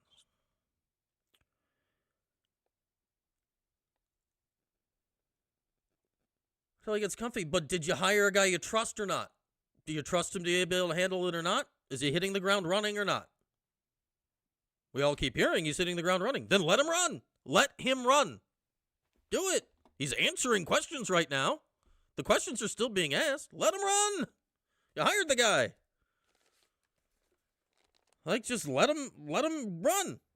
Get out there. You smell fantastic this morning, Weeze. Well, you should come on over. Let's get a whiff. All right, everybody get involved in the bracket challenges. We may have some live in the 315 or 315 with Brian Higgins or something, the shirts or something for the winner. Looks like people are signing up. We got brackets coming in. Make sure to get both in the men's and the women's. And please, but this isn't a PR disaster, Michael. Today is not a disaster. Today is the celebration. Like, you need to frame it as the disaster is over and now we are celebrating. Like, that's the frame. That's PR, is knowing how to frame it. You don't frame it as a disaster. You frame it as the first day of the new world. Framed. Done. Like, there. You're framed. Here we are. Yeah, but why would you? Did you hear him talk for 20 minutes? You expect him to stuff his foot in his mouth if he's got to answer a few questions? He's answering the questions anyway. He's standing there answering the questions like he's doing it right now. We're just not watching. Like, that's the stupid part. He's still answering the questions. He could still stick his foot in his mouth right now. I don't expect it after watching him talk, but we could all be watching it happen right now. It could be on the screen right here where it was. There, it's like mirrored a little bit. It's down there in the damn corner, wherever I had it. You're an athletic director. Part of your job is knowing how to answer questions. It is part of your job. You're getting paid a lot of money to be able to answer questions. It's just not that hard. It's not that hard. What do I know? What do I know? I'm just sitting in my basement. I don't know anything. I do know we still have a whole show to do. A whole show to do. You got your brother going? It's beside the point that they won't provide magical insight. Michael, that's not the point. The point is not the magical insight we're going to get. The point is the guy just talked about we're going to see all this new stuff and blah, blah, blah. And then they're like, all right, but not now. It's not the point. The point is you were streaming it. You had the cameras. You had the microphones. Everyone was sitting there. All you had to do was just do it. Like it was very simple to do that. But you're like, no, let's play the marching band first. And like, all you had to do was it's 10 more minutes. Like everyone's carved out. Like you're there 45 minutes already. Like I think people have carved out the morning. Like just do it. Just do it. Instead you're like, well, It's just... No, I know that. I'm not saying he was, but I'm saying he's saying things right now. Like he's talking right now at this second. It's his first day there, and he's talking right now at this second in a room that has cameras and microphones. Seems like a great time to talk into the cameras and the microphones. No, Michael, you're assuming there's a reason. That doesn't mean it's a good reason. The curb your hand. Do do do do do do do. Dude. Yeah, assuming they got a good reason for it, that's the wrong path, Michael. That I guarantee is the wrong path to assume that it was well thought out. Oh man. On the Hodgson thing, yeah, like the agent coming out and saying what he said doesn't make a whole lot of sense. That's not what they're doing. They're not protecting state secrets here. He's over here answering questions anyway. Like, the questions are being asked and answered. All they did was turn off the camera to the rest of us. Like, the information's still getting out there. Like, there's that. I did see that, JM. You can continue going to Taste of Syracuse, so there's that. Blair on Fran Brown, WAER Sports Twitter account. Quote, what you quickly realize is that he's kind of old school, but he presents it in a way that resonates with young people. So that's an accurate description of Fran Brown. Blair on support from SU Chancellor-elect J. Michael Haney, Mike, and others in leadership roles at Syracuse. What I've noticed here more than anywhere else I've been, the alignment from top of the board all the way down to the coaches is unparalleled. That's actually, it needs to be. That's probably the main thing of your gig right now, Brian, is to get things aligned. Yeah, that's exactly, Kid Navy. Like, we've hired this guy as athletic director, but it's worrisome when he speaks publicly. You wouldn't have hired the guy. That's fine, Michael. That's fine. These are two, like, I'm not saying he would have spilled the beans or whatever. No, just, he's answering questions literally right now in the same room they were just in with the cameras and the microphones. Just leave the cameras and the microphones on. It's not a crazy ask. It's literally like they would have needed one. Instead, they've got a whole separate setup. Like, that's more work than getting 2 wireless microphones and moving them around to the media. Like, come on. I'm actually saving them work. I'm making it easier for them. They're making it harder on themselves. The band could have waited 15 minutes to play. The band could have played at the end of the questions. The band could have played at the beginning. Whatever. They could have walked Brian Blair in wearing a sousaphone for all I care. He looks like he could carry a sousaphone. Just See, I was in a good mood, and this is what's happened. We're now at the normal start time for the show. Welcome in. I'm a bit anxious. No, I just think they're dumb, Mike. That's it. I just wish people, like, they were doing so well for 40 minutes, and then we're like, let's be dumb to end it. That bothers me. I choose to be bothered. Because that's the same, those are the same type of small mistakes that Syracuse as an institution has been making for a long, long, long, long time. It's symptoms of a larger problem. It's symptoms of a larger problem, right? Like, is this a big deal? No, it's not a big deal. But we just spent 40 minutes listening to everybody tell us that it is the dawn of a new day. Why do I think they did it? Because maybe they're not good at their jobs, Mike. I don't think there's any overarching thought behind it. That's the problem. They did it because that's the way they've done it. It's not a grand conspiracy. It's just a bad decision. It's just, it's not, there's no extra thought that needed for it. But you just spent 40 minutes telling us, no, I don't think it's condensation. I don't think it's anything. I think it's just not thinking it through. It's just not being like, maybe the people out there watching would also want to see this. It's not anything grand.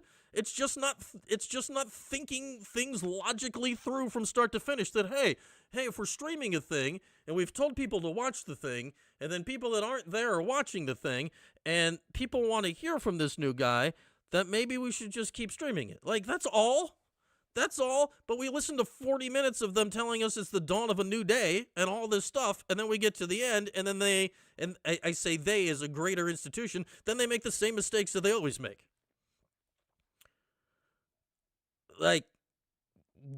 You talk about something that now if you want me to read anything, there wouldn't have been anything Blair's going to say right now to really read into. He'd just keep talking. It's not about that. It's not a content issue. This is not about the content. This is about, you just told us, man, I've gotten so many spam calls in the last 3 days. What did I do? Whose list did I get on? Potential spam. Remove the potential. You're spam. Go away. But, you just told us for 40 minutes, it's going to be all these new things, and we're thinking outside the box, and we're doing this, and blah, blah, blah, and then you get to the end, and you do the same old thing, and it's whatever. It's insanely frustrating. It's insane, because then it's the same thing. This is what I tell my students all the time, that, because I teach the youngsters, I teach them up real good, that if you could do a lot of great stuff, but if you make a fact error in paragraph 1, paragraph 2 of your stories, it calls into question literally everything else you've done. So, okay, if you end this thing with just head scratching, why did you do it that way? Well, then why do I trust the rest of what you're doing? Yeah, why do I trust the rest of what you're doing? If you got to show me, and this is not a Brian Blair thing, this is an institutional thing. You got to show me that you can be trusted. We were just getting to that point. I'm like, man, I really like, Mike Haney. I kind of like the cut of his jib after 10 years or however long Kent was here of him just not giving a crap about sports and, clearly public speaking, he's a really, really smart guy. Kent Siverud is the smartest guy in most rooms he's in. He's a really smart guy. This is not to question Kent, but public speaking is not his forte. To hear Mike Haney address it and sound like a normal human and the whole thing, okay, I like that. To listen to Brian Blair talk for 20 minutes, however long it was, I like this guy. I like this guy. It's the presentation of it, and then the presentation ends with a fart in church. The presentation ends with treating us, collectively, like we don't matter. It's just okay, maybe I'm angrier than I should be, but it's you do all that, and then you treat us like that to end it? It's all you had to do is leave the camera on for 15 minutes. And again, this is a small thing. This is a small thing. Is this going to affect how they hire a basketball coach? No, this is a small thing. But the small things add up. The small things add up. Does it matter that I can't? Does it matter? No, it doesn't matter. Let's see. What else do we got from Brian Blair, who's still talking, by the way, because WAER is still tweeting about it. Blair on the characteristics that he values most in search of a new head men's basketball coach. Quote, integrity and care for the student athletes. I want a leader of men. Blair's overall message to the Syracuse community during these times of widespread change. Trust the process. If we trust the process and trust the profile, we'll be in a really good spot. Again, is he saying anything? No, this is not about the content right now. This is about, like, he's in the room with the cameras and are people in a big rush? Like, where you gotta be? Like, this is what you planned today for. Let it be. Let it happen. Let him talk. If he's got to be somewhere else at some point, then you end it. Like, come on. Again, would we have learned anything? No, it's not about that. It's not about that.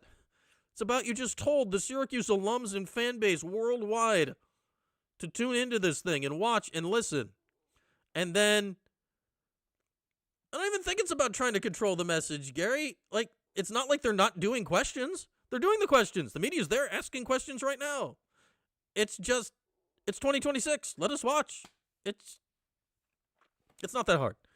Literally, you did the hard part. You set up the cameras, ran the cables, set up the stream, the computer. Like, you did all that. Like, you did the hard part.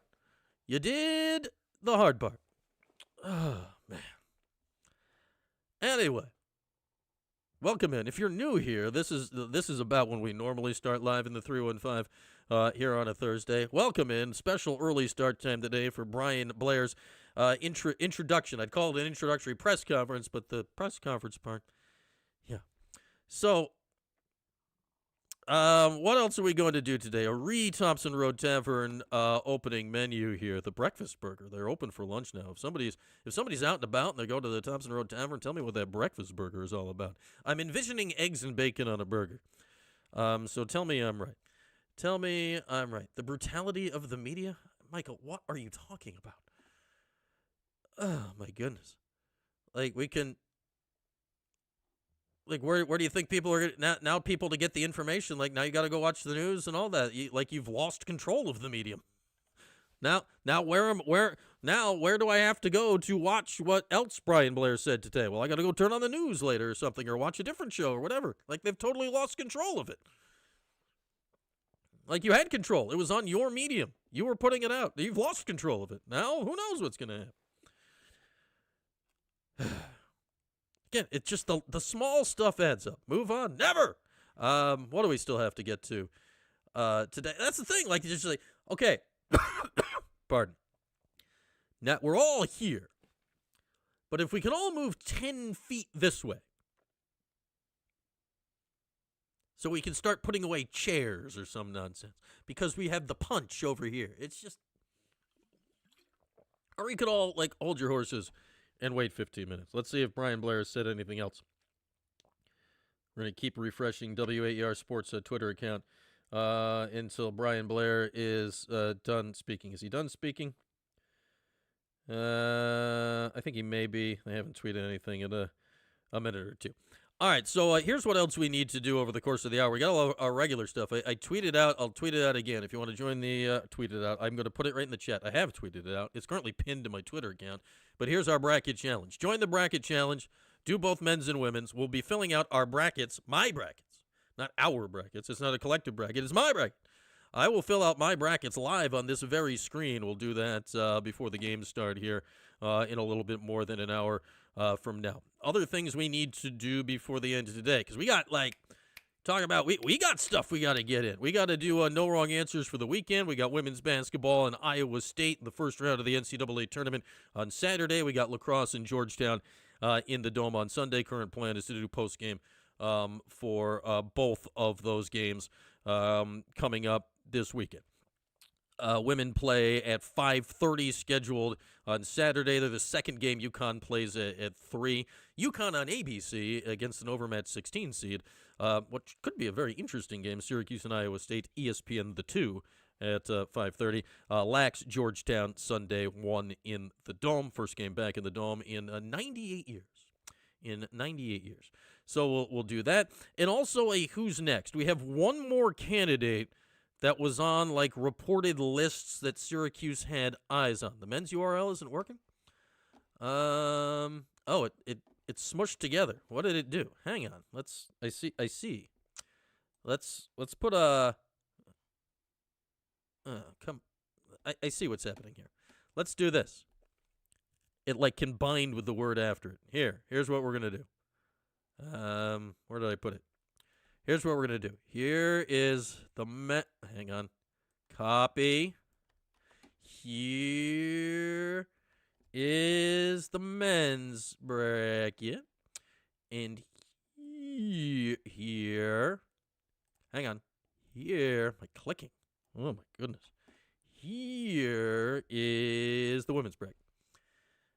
That should be working, I think. Tell me if it's not, but that should be working now. Anywho, so join the bracket challenge. Exciting gifts and prizes to whoever has the most combined points between the men's and the women's bracket. Men's tournament obviously starting today. Women's tournament starting tomorrow. Please name your bracket the same thing in both the men's and the women's bracket, just so I have a clue of what's going on. Anyway, so no wrong answers. Who's next? And brackets to be filled out here coming up. What's up, San Diego Qs? Blair talking was great. I just wish we had heard all of it. I just don't know why we just didn't rate. We didn't rate to hear the whole thing, San Diego Qs. But yeah, thanks for hopping in. So there we go. So where shall we start today?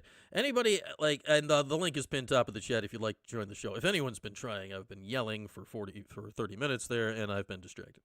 So we're gonna zen out here a little bit, and should we launch into a little who's next? Should we start with that, because we really over the course of the last hour we did not talk a lot, if at all, about where Syracuse is in the coaching search. We didn't hear any questions. We didn't do anything. One last check to see if Brian Blair is still talking.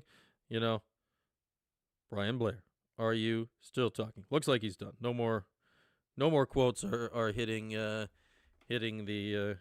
internet, hitting the Twitter world. One last, pardon me while I stare at my phone, while you guys watch me stare at my phone, looking for further answers.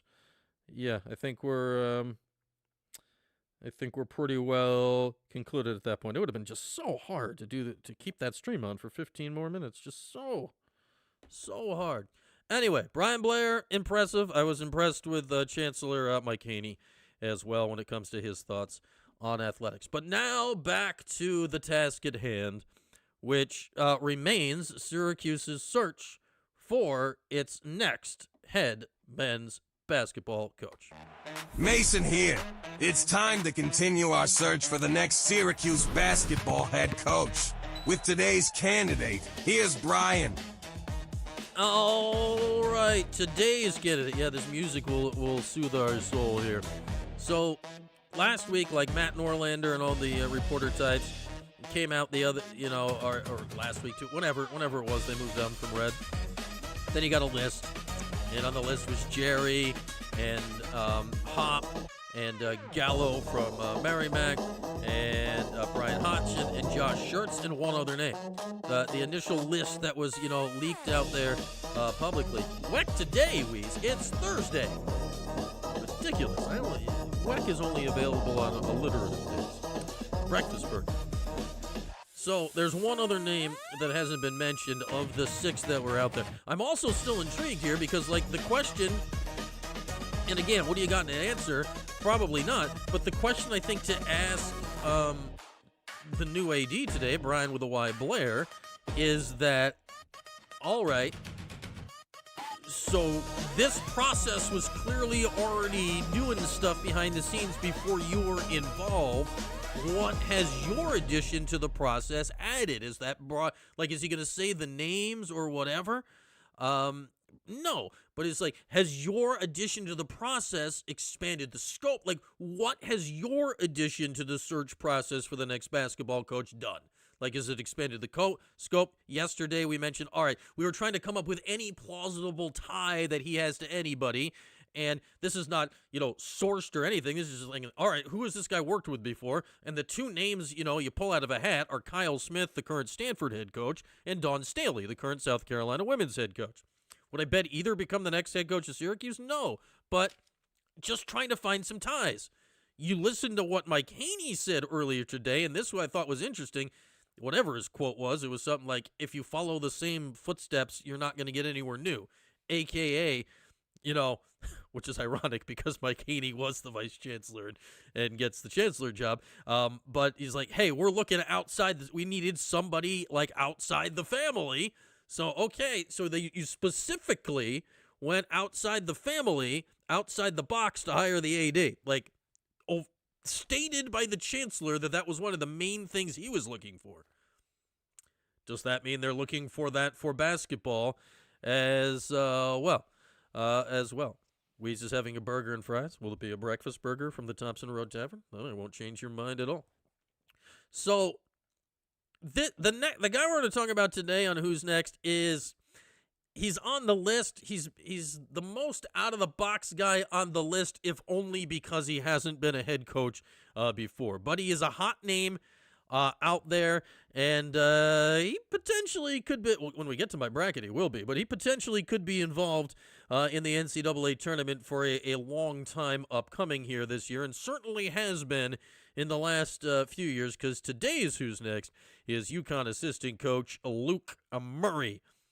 Does he bear resemblance to Dad? I can see it maybe a little in the eyes and the nose. It's hard to say. Bill Murray's head of hair is a little more full than his son Luke. Yes, and what you would get with Luke Murray is Bill freaking Murray. So, we like the sound of that. But Luke Murray is an interesting candidate. And here, when I look at Luke Murray, current UConn assistant coach, here's the mark against him from a Syracuse perspective. Here is the mark against Luke Murray. We'll start with the negative from a Syracuse perspective. He hasn't been a head coach, and Syracuse just came off that situation, and it didn't go very well. That is the mark against Luke Murray right now. The marks for Luke Murray right now is, have you watched UConn play the last few years? Oh my goodness. And you talk about how Syracuse, like, what's their offensive scheme, what's going on? You look at UConn, and it very often looks like a Swiss watch is working out there. Who designed UConn's offense? Luke Murray. Luke Murray is the guy that designed UConn's offense. How much does UConn value its staff? Like, you've got crazy Danny Hurley out there. Obviously, he's the focus of all that. He nearly left to be the Lakers coach a few years ago. Yada, yada, yada, yada, yada. We talked about Kamani Young, the associate head coach, last week on Who's Next. Young and Murray, I think it was right around the time the Lakers thing was happening. So this is after the second national championship for UConn. Assistants are usually on 1 year, 2 year contracts. They're not long contracts. It's a job. You move all over the place, all this stuff. They both got signed to 3-year contract extensions, which it just tells you what UConn thinks about them. It also tells you that, like, hey, Luke Murray, that tells you that he's not moving on for some rinky-dink job, right? That he's not going to go, find a lower-level head coaching job, that when he makes the leap, it's either, all right, Danny Hurley leaves, and maybe you're the next head coach of UConn, or you move up to be the associate head coach for Kamani Young, which sounds like some combination of that is what was going to happen if Hurley had gone to the Lakers back 2 years ago, or when the Knicks job was open, or, stuff like that. The Lakers was the one that got seriously publicly entertained anyway. But it also says that, hey, he's not browsing around to see if he wants to be, no offense to Jerry at Siena. It doesn't sound like Luke Murray was looking at Siena. Now, Siena, I think, extremely valuable to Jerry. Luke's like, no, I'm good here. We've won 2 national championships. I'm learning a lot of things right now. Like, where has he worked? He was a GA at Arizona, then Wagner, Towson, Rhode Island, Xavier, Louisville, and now UConn with Dan Hurley. So he's been around. He's been an assistant now for 16, 17 years. He went to Fairfield, so that's also in Connecticut, understands the Northeast, and you talk about X's and O's. Like, you cannot watch UConn play basketball, as just offensive as UConn is to my every sense of being. You cannot watch UConn play basketball and not be impressed with the basketball of it all. Like, UConn's had talent. UConn's had plenty of talent. They've had a lot of high-level players. They've had lottery picks. They've had the whole thing. But they haven't had the number 1 draft pick. Like, they haven't had all those things. Like, it's not like they've had the best player in the country. Like, what was his name a few years ago? Adama Sanogo? Was that their center the first year they won the title? They had Donovan Clingan, the one-time Syracuse. Like, he was a lottery guy. Stephon Castle's probably the best talent they've had through there in the last few years. He's doing so well, running with Wemby on the Spurs right now. And Castle was he was a top 2, top 3 draft pick, whatever he was. But, like, they've had guys like that. It's not that. But UConn is shown here. They've shown how to recruit. They've shown how to retain. They've shown how to develop. And they've shown how to bring in strategic needs from the portal. Which is, I don't know, everything you need to be doing correctly in college basketball to win big in this current era, 2026. And he is part of a staff that has showed it realistically better than any school in the country the last few years. So that's where Luke Murray's at right now. And we're coming off Red. And what have we seen with Red here of late? We saw that, and what was the main complaints from year 1 from that? Like, what is this offense? Like, what's this offense? When you look at UConn, you don't ask those questions, right? There's a lot of movement. I mean, yeah, there are ball screens, but there's a lot of stuff happening. There's cuts off balls. Like, there's a lot of stuff going on in their offense. It's not stodgy. It's a lot of movement, but it's also, and I kind of like this. You look at what Hodgson was doing down at USF, which is coming off what Nate Oates does at Alabama, and which is kind of the big thing to do right now. It's the modern analytics. It's the pace and space. It's just jack up a ton of, it's threes and layups, nothing else. UConn is aware of analytics, right? UConn clearly shoots threes well. We can pull up UConn's stats for the year. But UConn plays offense. They do all of the things. They are willing to do all of the things. And, like, while I understand the analytical pull of it all, what's UConn doing threes? UConn's making 8.3 threes a game this year. That's a good number, but it's not like a shocking number. As a collective, their team's shooting 35% from 3. A very good number, but not a shocking number. They haven't gone totally overboard. So UConn, yeah, they're aware of the importance of the three-point shot, but it's not the only thing they rely on this year. And looking back at their 2 title teams 2 years ago and 3 years ago, that was always the case. That was always the case. And yeah, Mike Dombrowski, UConn's got it set up. Like, Hurley's in charge. Murray's running the X's and O's in many ways. Kamani Young, he's their people person, head recruiting head guy, and they got a GM who's covering all of it. And on top of it, right, like, they've kind of forsaken the football program in many ways, and the dollars have spilled into basketball. So, plus, for whatever reason, while it's a state school, the state of Connecticut is allowing their athletic department to run at a fantastic deficit right now. So let's not forget that, of the importance of the cash in the whole thing, with how much money that goes into UConn men's and women's basketball. They're defending national champs and the number 1 overall seeds for Gino Auriemma, the 78th millionth time. I don't know. I've lost count of all that for Gino. So Luke Murray is interesting, and honestly, the only mark against a guy like Luke Murray, as far as I'm concerned, for Syracuse, is hiring another assistant that hasn't been a head coach. Is that a risk Syracuse is willing to take right now? I don't know. It's a harder sell because of it not working for Red. Are you willing to do that? And then if you are, because I could argue for Luke, like, he's clearly a fantastic coach, he's a well-paid coach, and the whole thing. We'll get to that later, JM. No wrong answers. That, are you willing to fill out your staff with volume of positions and financial stuff of positions to give a guy like Murray all of the support he needs? Like, He hasn't been a head coach. Are you going to go get a guy that has been a head coach before to be a guiding hand on the staff? Are you going to get this? Are you going to pay for all the things you need? Now that goes for every coach that you're about to bring in. Like if I'm Jerry, I'm asking for all that stuff too. But for a guy that hasn't been a head coach before, like that's my only hesitation with this guy. That's my only hesitation with this guy. Everyone seems to like him. His dad's Bill Murray. Like that would be fun. Like Bill goes to a lot of games. Like, I think he's a busy guy. Bill's in a lot of games. He's always there. He's sitting there. He's like sitting in the third row. Like, hey, it's Bill Murray. I once saw Bill Murray at an airport. He was just like got off a plane. He was wandering around. I'm like, that's Bill Murray, just like wandering around the concourse. What is going on right now? He had like a straw hat on. Yeah. Like, the only negative I'm finding here for Luke Murray is that he hasn't been a head coach before. So I hope they've talked to him.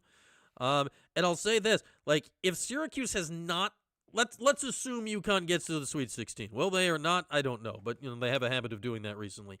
If UConn gets to the Sweet 16 and Syracuse has not announced a head coach by close of business Wednesday, like, that would be like, okay, that would be like, maybe it is a guy like Luke Murray. Or then you certainly start looking at who's left in the tournament and seeing who else it could be. I'd also love to know who's next.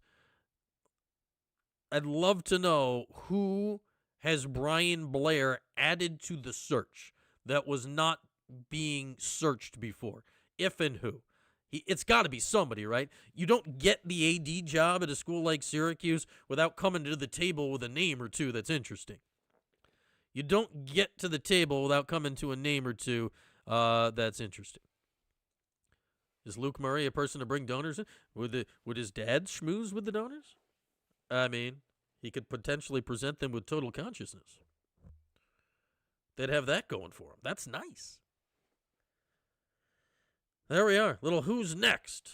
Luke Murray, UConn assistant coach. There we are. Little who's next for you here on this day. Where's the thing I need? There's the thing I need. Who's next for you? Is he a person to bring donors in? I'd say that's a question to ask of all people. That's the one thing you don't know. Like when he's not been in that position before, I don't know. Like I'd say, but that's like as a significant part of an interview. Is it Groundhog Day if they hire GMAC over Luke? Or is it Groundhog Day if you hire Luke because you've hired another assistant coach, Villaferta? It's the problem with Groundhog Day. It keeps repeating no matter what you do.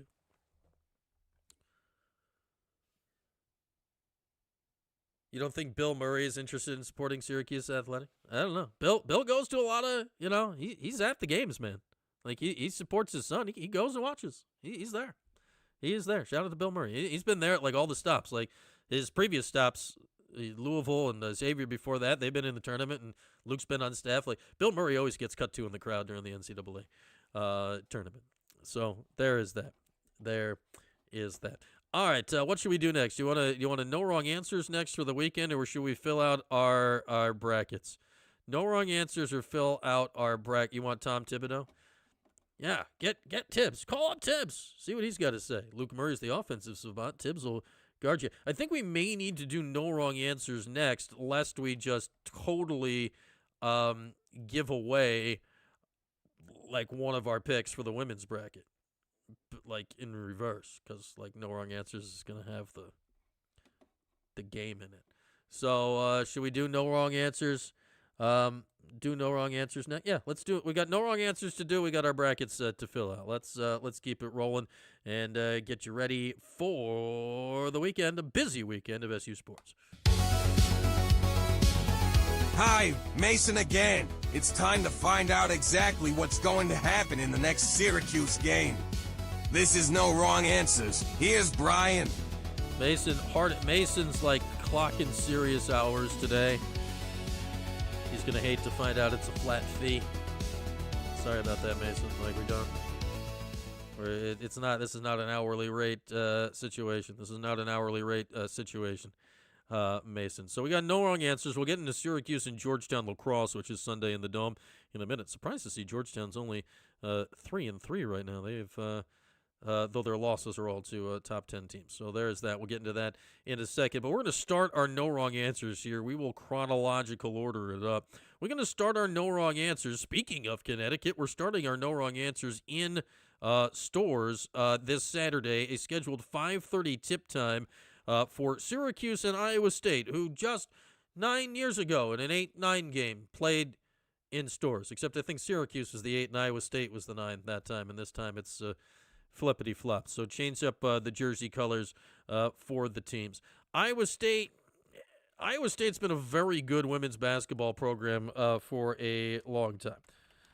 They obviously did not hit the heights of Iowa. They haven't hit a Caitlin Clark situation over the years, but Bill Fenley's been their coach for a really long time. Here, how long's Bill Fenley been there? He's been there. Bill Fenley has been the head coach of the Iowa State Cyclones since 1995. For a long time. He's made the tournament in this will be his 6th consecutive tournament. He's only missed the tournament 7 times since 1996. So and one of those was 2020. So he's only missed the tournament 6 times. This is 6 straight 20-plus win season. They are a very, very good program that I'd say was a very comparable program, save the run to the national title game, that Syracuse was for that stretch under Q, hence, playing each other in the first round in stores back in 2017.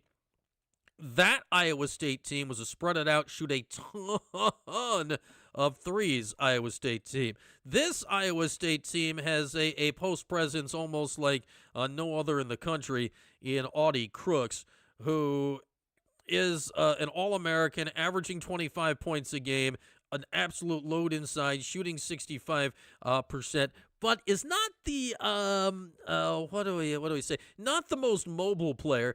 Not so much caring about the defense. For somebody also that spends as much time near the basket as Crooks does, averaging only 7.8 rebounds a game, which I know is a lot, but all things considered in this situation, you'd think it would be more.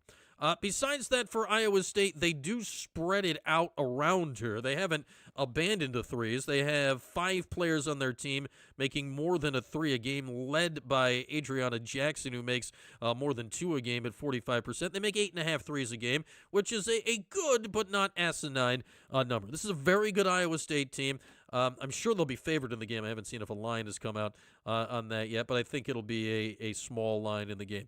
We know Syracuse is coming in. Unfortunately, Donovan Darius's daughter, Dominique, who had a simply delightful season in her 1 year in Syracuse, way better than I was expecting. She'd never shown anything like this in previous stops in her career at USC. She's been great, but she's out. When she break her hand in the ACC tournament, she's out for the tournament. So that is a major loss for Syracuse. The Orange do have Uche Ejozi, if I said her name right. I think we whipped through that and got pretty close. That she's the ACC Freshman of the Year. She, block shots, the whole thing. She's, held down the paint. She's a big force inside. She's nowhere near as big as Audie Crooks. So I think that's going to be a fascinating matchup. Uche is significantly more mobile than Crooks. They're such different players. Crooks is, she's going to fill up the lane and put it in the hoop a lot from there. Syracuse is 7-point dog. I could see that. So no wrong answers. We'll get into it for Syracuse women's basketball in the tournament. Traditionally, first round of the tournament here. In recent years, the Orange have done, I'd say, fairly well in the first round of the tournament, including the time they played Iowa State was an absolute blowout in which Gabby Cooper hit, 9 threes in the game, or 8 in the first half? Gabby went absolutely just insane in that game.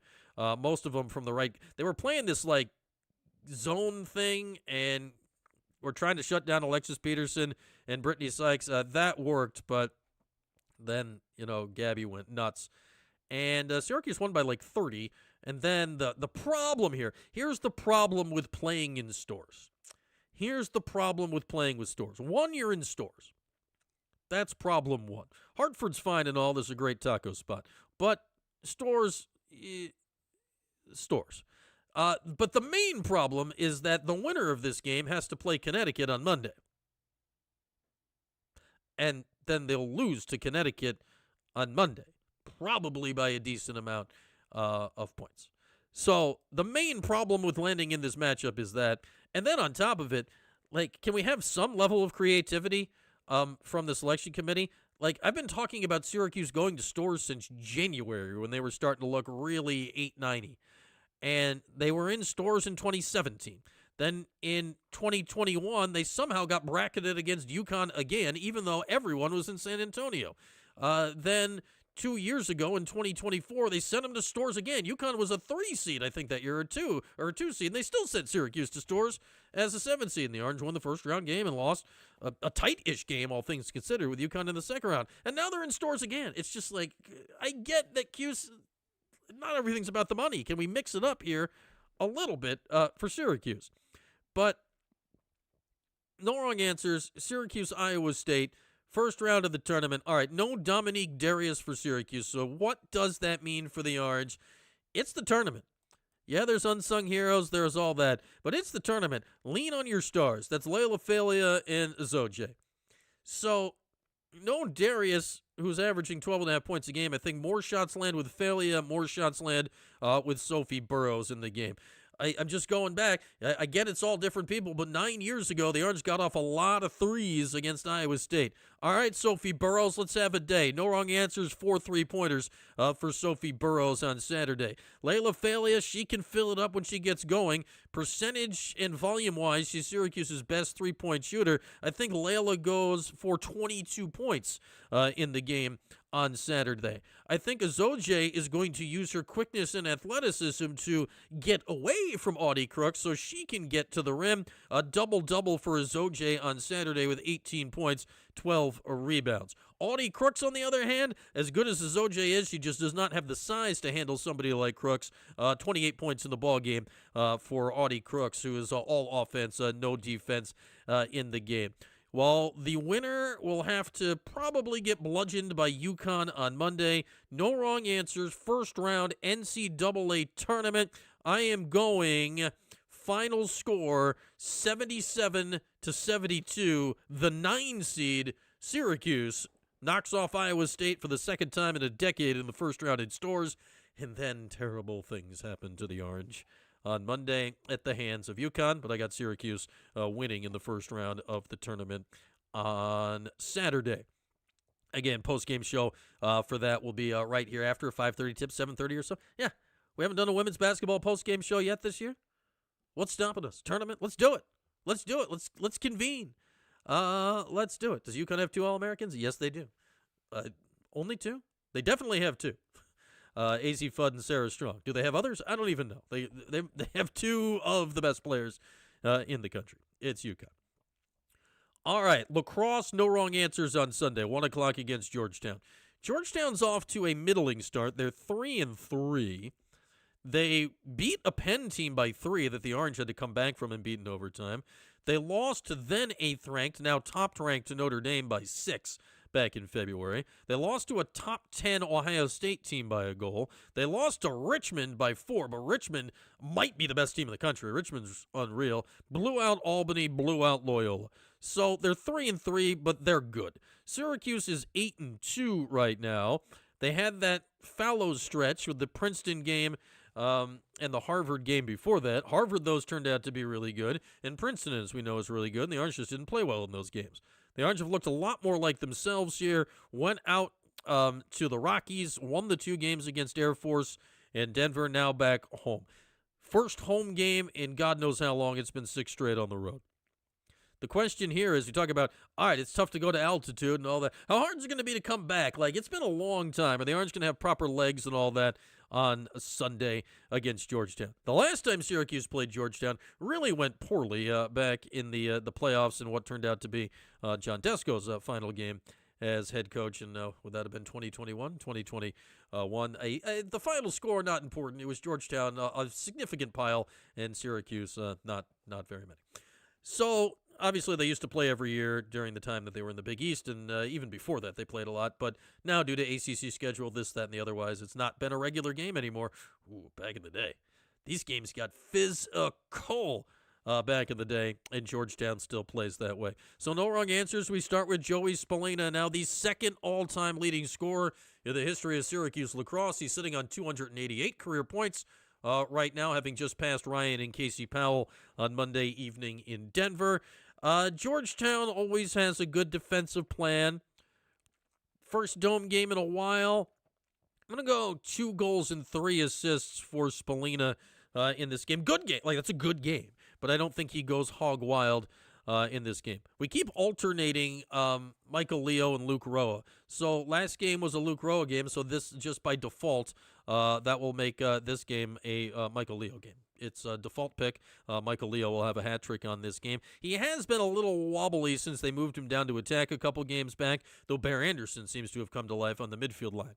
Speaking of the Bear, looking more like himself playing mini, let's give the Bear a couple of goals on Sunday as well. Johnny Mullen looked like he had bounced all the way back, then slid a little bit late. He won 58% of his faceoffs on Monday against Denver. What's Georgetown doing from the dot? Faceoffs. Georgetown's only winning 46% of their faceoffs. All right, Georgetown used to have a good faceoff guy. They don't have him anymore.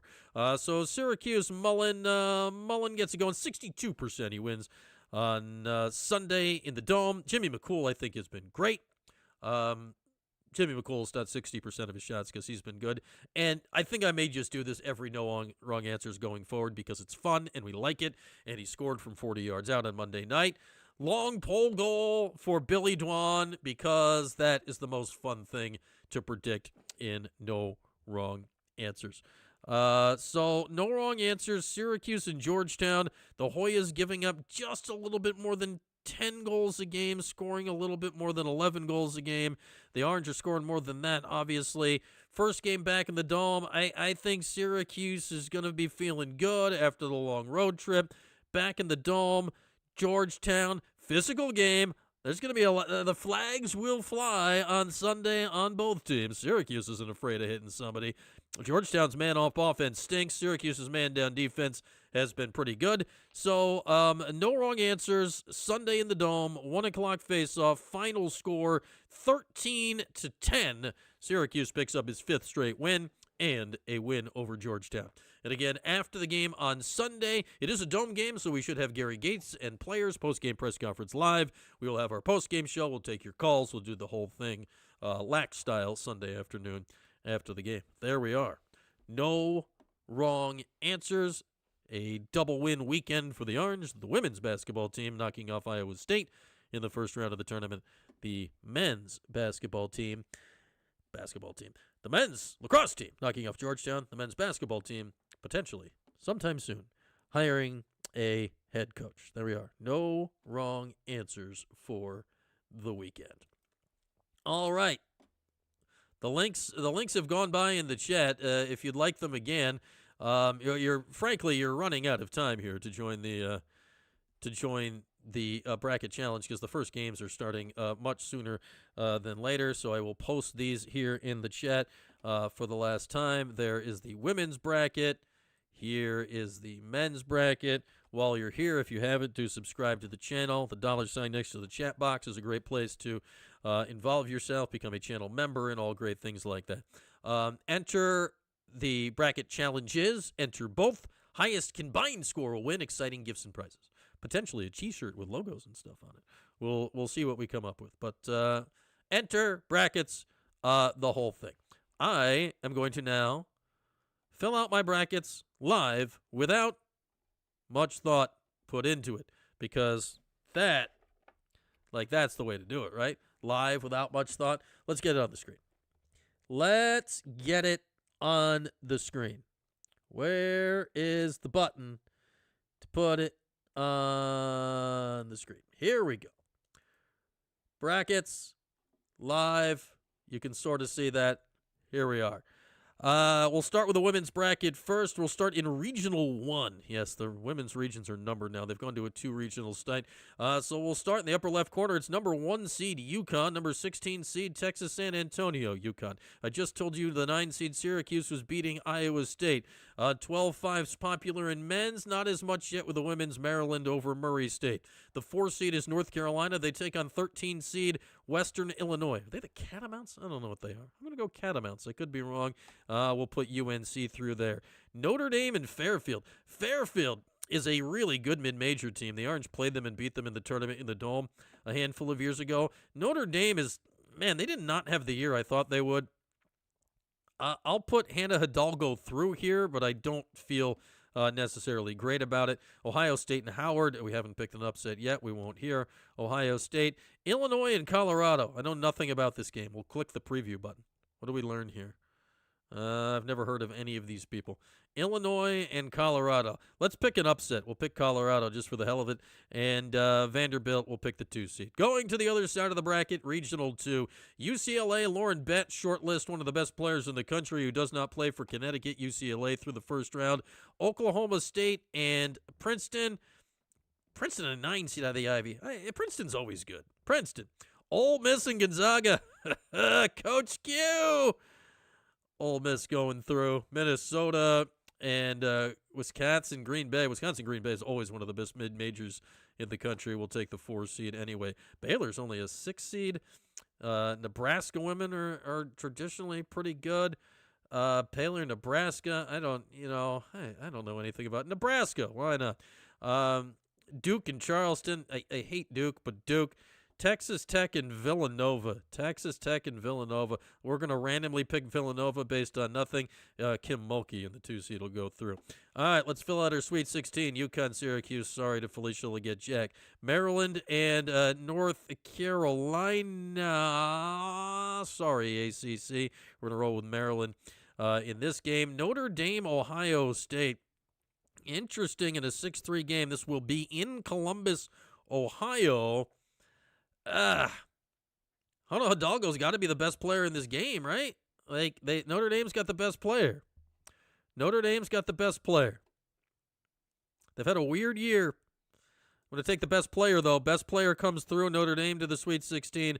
Vanderbilt's had a great year as the 2 seed.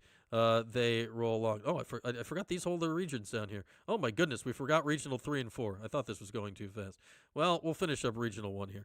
UConn, Maryland. Because shock of shock. UConn always beats Maryland in the tournament. Well, a 1 versus 2 seed, UConn and Maryland. We will put UConn into the Final 4. Over here on the right side of things, UCLA and Princeton. I really like UCLA. Coach Q to the Sweet 16 for the second time ever going through. Nebraska and Duke. We'll go with the Dukies. And we will go with Kim Mulkey and LSU. Q's run as an assistant coach with Ole Miss ends here. Lauren Betts. It's fantastic. She will carry UCLA a long way in this tournament. Not going to bet against Kim Mulkey. Who? Man, I really like this UCLA team, but it is really hard to pick against Kim Mulkey in a game. UCLA, LSU. UCLA's got the best player. We're going to take UCLA in this game. The bottom of the bracket, over here, it's Regional 4. South Carolina versus somebody. Dawn Staley goes through. Clemson and USC. Clemson's an 8 seed? USC is not bad. I'm going to go USC, even though their best player is out for the season. Michigan State and Colorado State. We'll take Michigan State here. The Vandals will take Oklahoma. Washington and South Dakota State. South Dakota State, Syracuse's old friend in the tournament. We'll pick the Jackrabbits to go through. TCU is a 3 seed. TCU's got some NIL behind them. Georgia versus Virginia or Arizona State. Do I feel like picking a random 10 seed that hasn't played a game yet? I don't. Georgia goes through. Iowa. No, Caitlin Clark is a 2 seed. There we are. Regional 3 first round. Texas is a 1 seed. They clear. Oregon is an 8. Virginia Tech is a 9. That's so weird. Remember when Oregon was way better than that when they had Sabrina Ionescu? We'll go Oregon through. Kentucky and James Madison. Man, James Madison's been one of the best mid-majors for years and years and years. The former home for Kenny Brooks. This is a game played in what a regional here. JMU from Virginia, Kentucky, West Virginia. We're in like the coal mining region here. The hell with it. We're picking JMU to go through. West Virginia as a 4-seed advances. The 6-11, Tammy Reese in Rhode Island gets an 11 seed. Got to pick Tammy Reese. Love Tammy. Louisville's a 3-seed, goes through in games played in the Yum Center. NC State and Tennessee, it is 7-10. NC State through. Michigan blew out Syracuse earlier in the year. They're really good. They go through. Not picking against South Carolina in that game. Oklahoma will go through here. TCU and their NIL are through. Iowa, wow, we got a 1, 2, 3, and 4. Yeah, man, are we just going to end up with 4 1 seeds here? It could happen. It's women's basketball. South Carolina to the Elite Eight, not picking against Dawn. I'll pick TCU to go over here. They are killing it in the portal recently because of their NIL. South Carolina ends up in the Final Four from that region. Texas, the 1 seed, takes out Oregon over here in Regional 3. West Virginia, as the 4 is through. Sorry to Tammy Reese. Louisville passed her. Michigan will go there. Everyone really likes Texas, so we'll put them ahead here. We'll do Michigan there. Wow, this is boring, but it's women's basketball. We're putting all 4 1 seeds into the Final Four. Let's advance to the Final Four. It's UConn, South Carolina, UCLA, and Texas. UConn's the best team in the country. They're undefeated. I'm going to take UCLA. I really like Lauren Betts to beat Texas. And in the most boring pick of all time, we're taking Connecticut to win the national championship. How many total points will be scored in the national championship game? UConn and UCLA. So we'll say the final score of the game is UConn 82, UCLA 68. What's that, 150? Did I land on 150? Did I just math it up right there? 150. Should we enter the All-State Tourney Challenge sweepstakes? Sure. I'll click these boxes. You've got all my information anyway. With that, our final winner for the women's bracket, I have boldly gone out on a limb where nobody's gone before and picked the Connecticut women to win a women's basketball national championship. Okay. Haley Welch set to make a big impact. You're on it, Jordan. Jordan and I show tonight. Let's not forget that. We got the big show coming up tonight. All right, let's pick a men's bracket. Let's pick a men's bracket. All right, we start with the first game that got announced on Sunday night, and that's Jerry McNamara and Siena picking Duke. Siena? No, I'm not that stupid. Duke goes through. Ohio State and TCU. Do you pick Jamie Dixon in the tournament?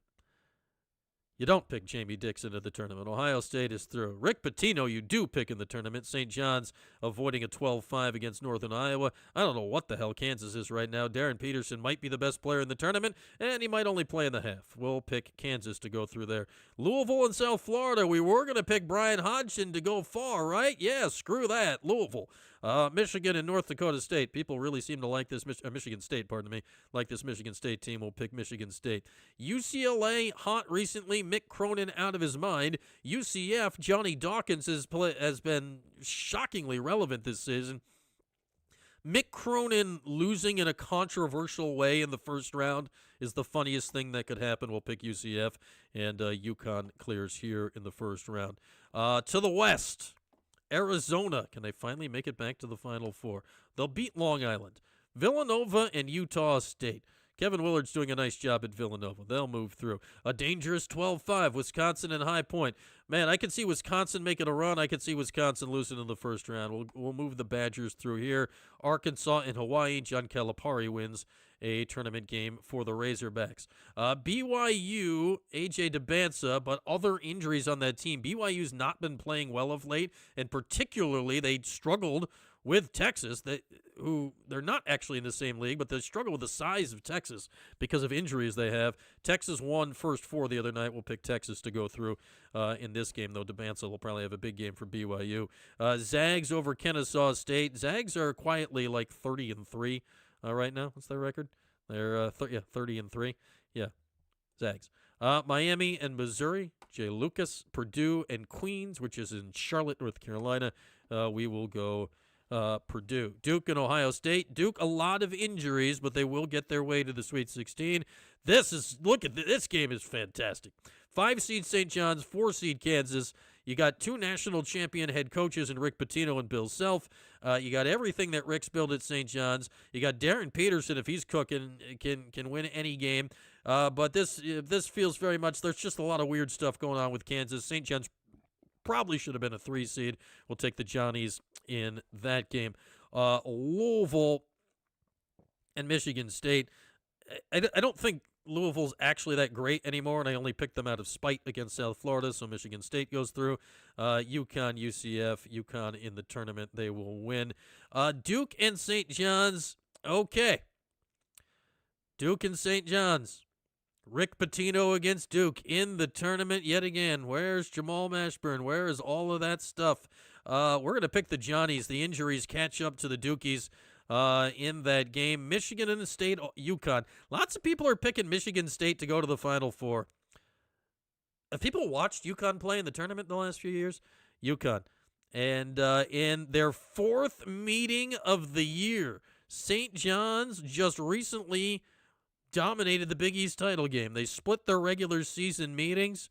Oh, my goodness. Oh, my goodness. UConn. And Luke Murray, Syracuse's next head coach, into the Final Four. Arizona, who's not made the Final Four in ages, and Villanova in the second round of the West. Will go Arizona. Wisconsin and Arkansas. Wisconsin, when they get hot, they can fill it up. Wisconsin and Arizona. Zags and Texas. Texas isn't that good. Zags are through. Miami and Purdue. Miami and Purdue. Brendan Smith. Purdue's point guard's pretty good. We'll put them through. All right, Arizona and Wisconsin. Everyone's like, Arizona's the best team. Arizona's the best team. Well, here's the thing. They keep running into Wisconsin in the tournament. Frank Kaminsky, the whole thing. And guess what happens every time they run into Wisconsin in the tournament? Wisconsin wins the game. Gonzaga and Purdue. You know, Zach Edey ain't there no more. Purdue knows how to lose in tournaments. Zags, this just feels like, what the hell happened? How do we get Gonzaga and Wisconsin? It was supposed to be Arizona and Purdue. I don't know. Gonzaga into the Final Four. Got to be interesting. We go to the South. Defending national champs, Florida in Prairie View. Florida through easily. Clemson and Iowa will support Brad Brownell. Vanderbilt and McNeese. Vandy's good. But do we got to pick a 12-5? McNeese? Did they lose the state? They're just McNeese now. They lost their head coach.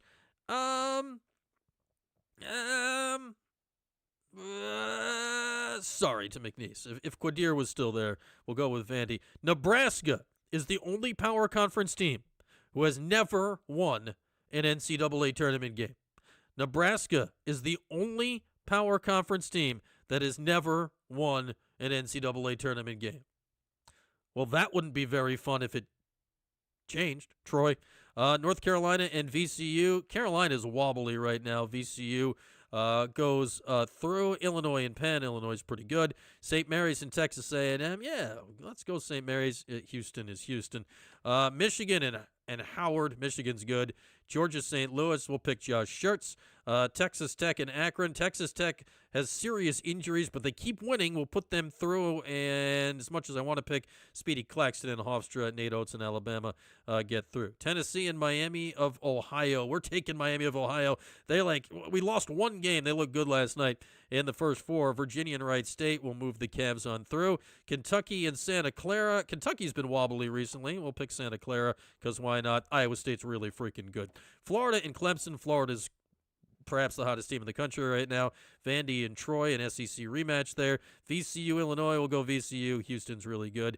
Florida over Vandy. I think they just lost to them in the SEC tournament. Revenge, best served in the NCAA tournament. Houston's really good. A rematch of last year's national championship game, and the same result, Florida through to the Final Four. Michigan and St. Louis. Michigan is good. Texas Tech will grit their way into the Sweet 16 through the injuries. So will Miami of Ohio. Where Virginia and Iowa State meets them there. In the Sweet 16, 2 blowouts. Michigan over Texas Tech. Iowa State over Michigan. This might be the game of the tournament. High-scoring game. Really exciting game. This feels like it could be an all-time classic. I'm putting Michigan into the Final Four. UConn and Florida, winners of the last 3 national championships, Gonzaga and Michigan. Zags obviously have never won. Michigan has not won since 1989. Florida makes it back to the Final Four. Michigan will face them. The Big Ten hasn't won a championship since Michigan State got through Syracuse in the Sweet 16 in 2000. Mateen Cleaves took it all of the way. We are going to go in this game. This is 2 high-scoring teams. We're going to do 82 to 79. So 161 is the total. 82-79. We just had back-to-back national champions, and now we're going to go back-to-back national champions. The Florida Gators win the tournament again with their excellent young head coach in Todd Golden. And there we are.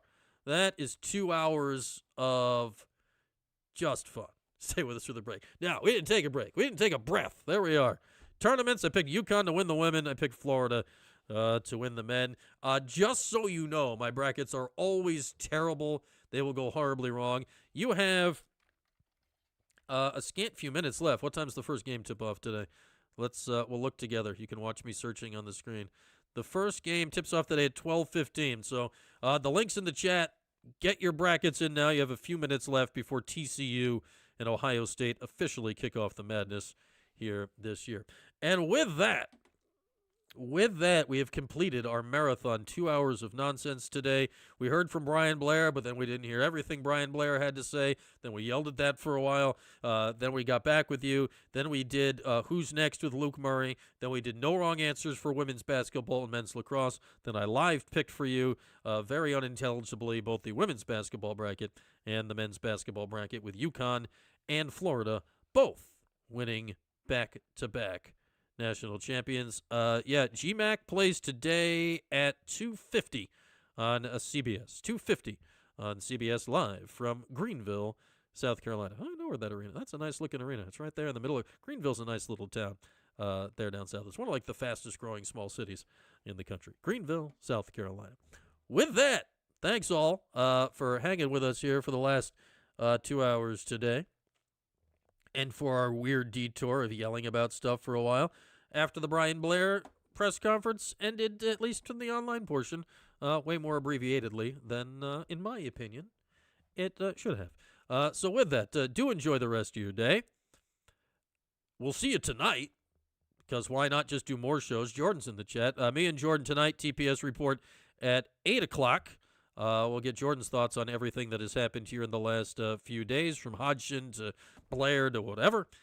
Plus, there will be tournament games going on during the show, so we can not do a legal play-by-play of it. We wouldn't do that. That would be frowned upon. Then shows on the weekend, Saturday post-game show for women's basketball, 5:30 tip for that, and then Sunday for men's lacrosse, 1 o'clock face-off for that. So we got a busy plate ahead for the weekend. With that, it's lunchtime. We can go put something on a plate and eat it. With that, enjoy the rest of your day. Get the breakfast burger at the Thompson Road Tavern. Tell me all about it. We'll see you live here tonight, 8 o'clock for our TPS report. Thanks for hanging here live in the 315 for the last 2 hours on this Thursday. Thanks for watching the 315 with Brian Higgins. Don't forget to like, subscribe, and turn your notifications on. We'll see you next time.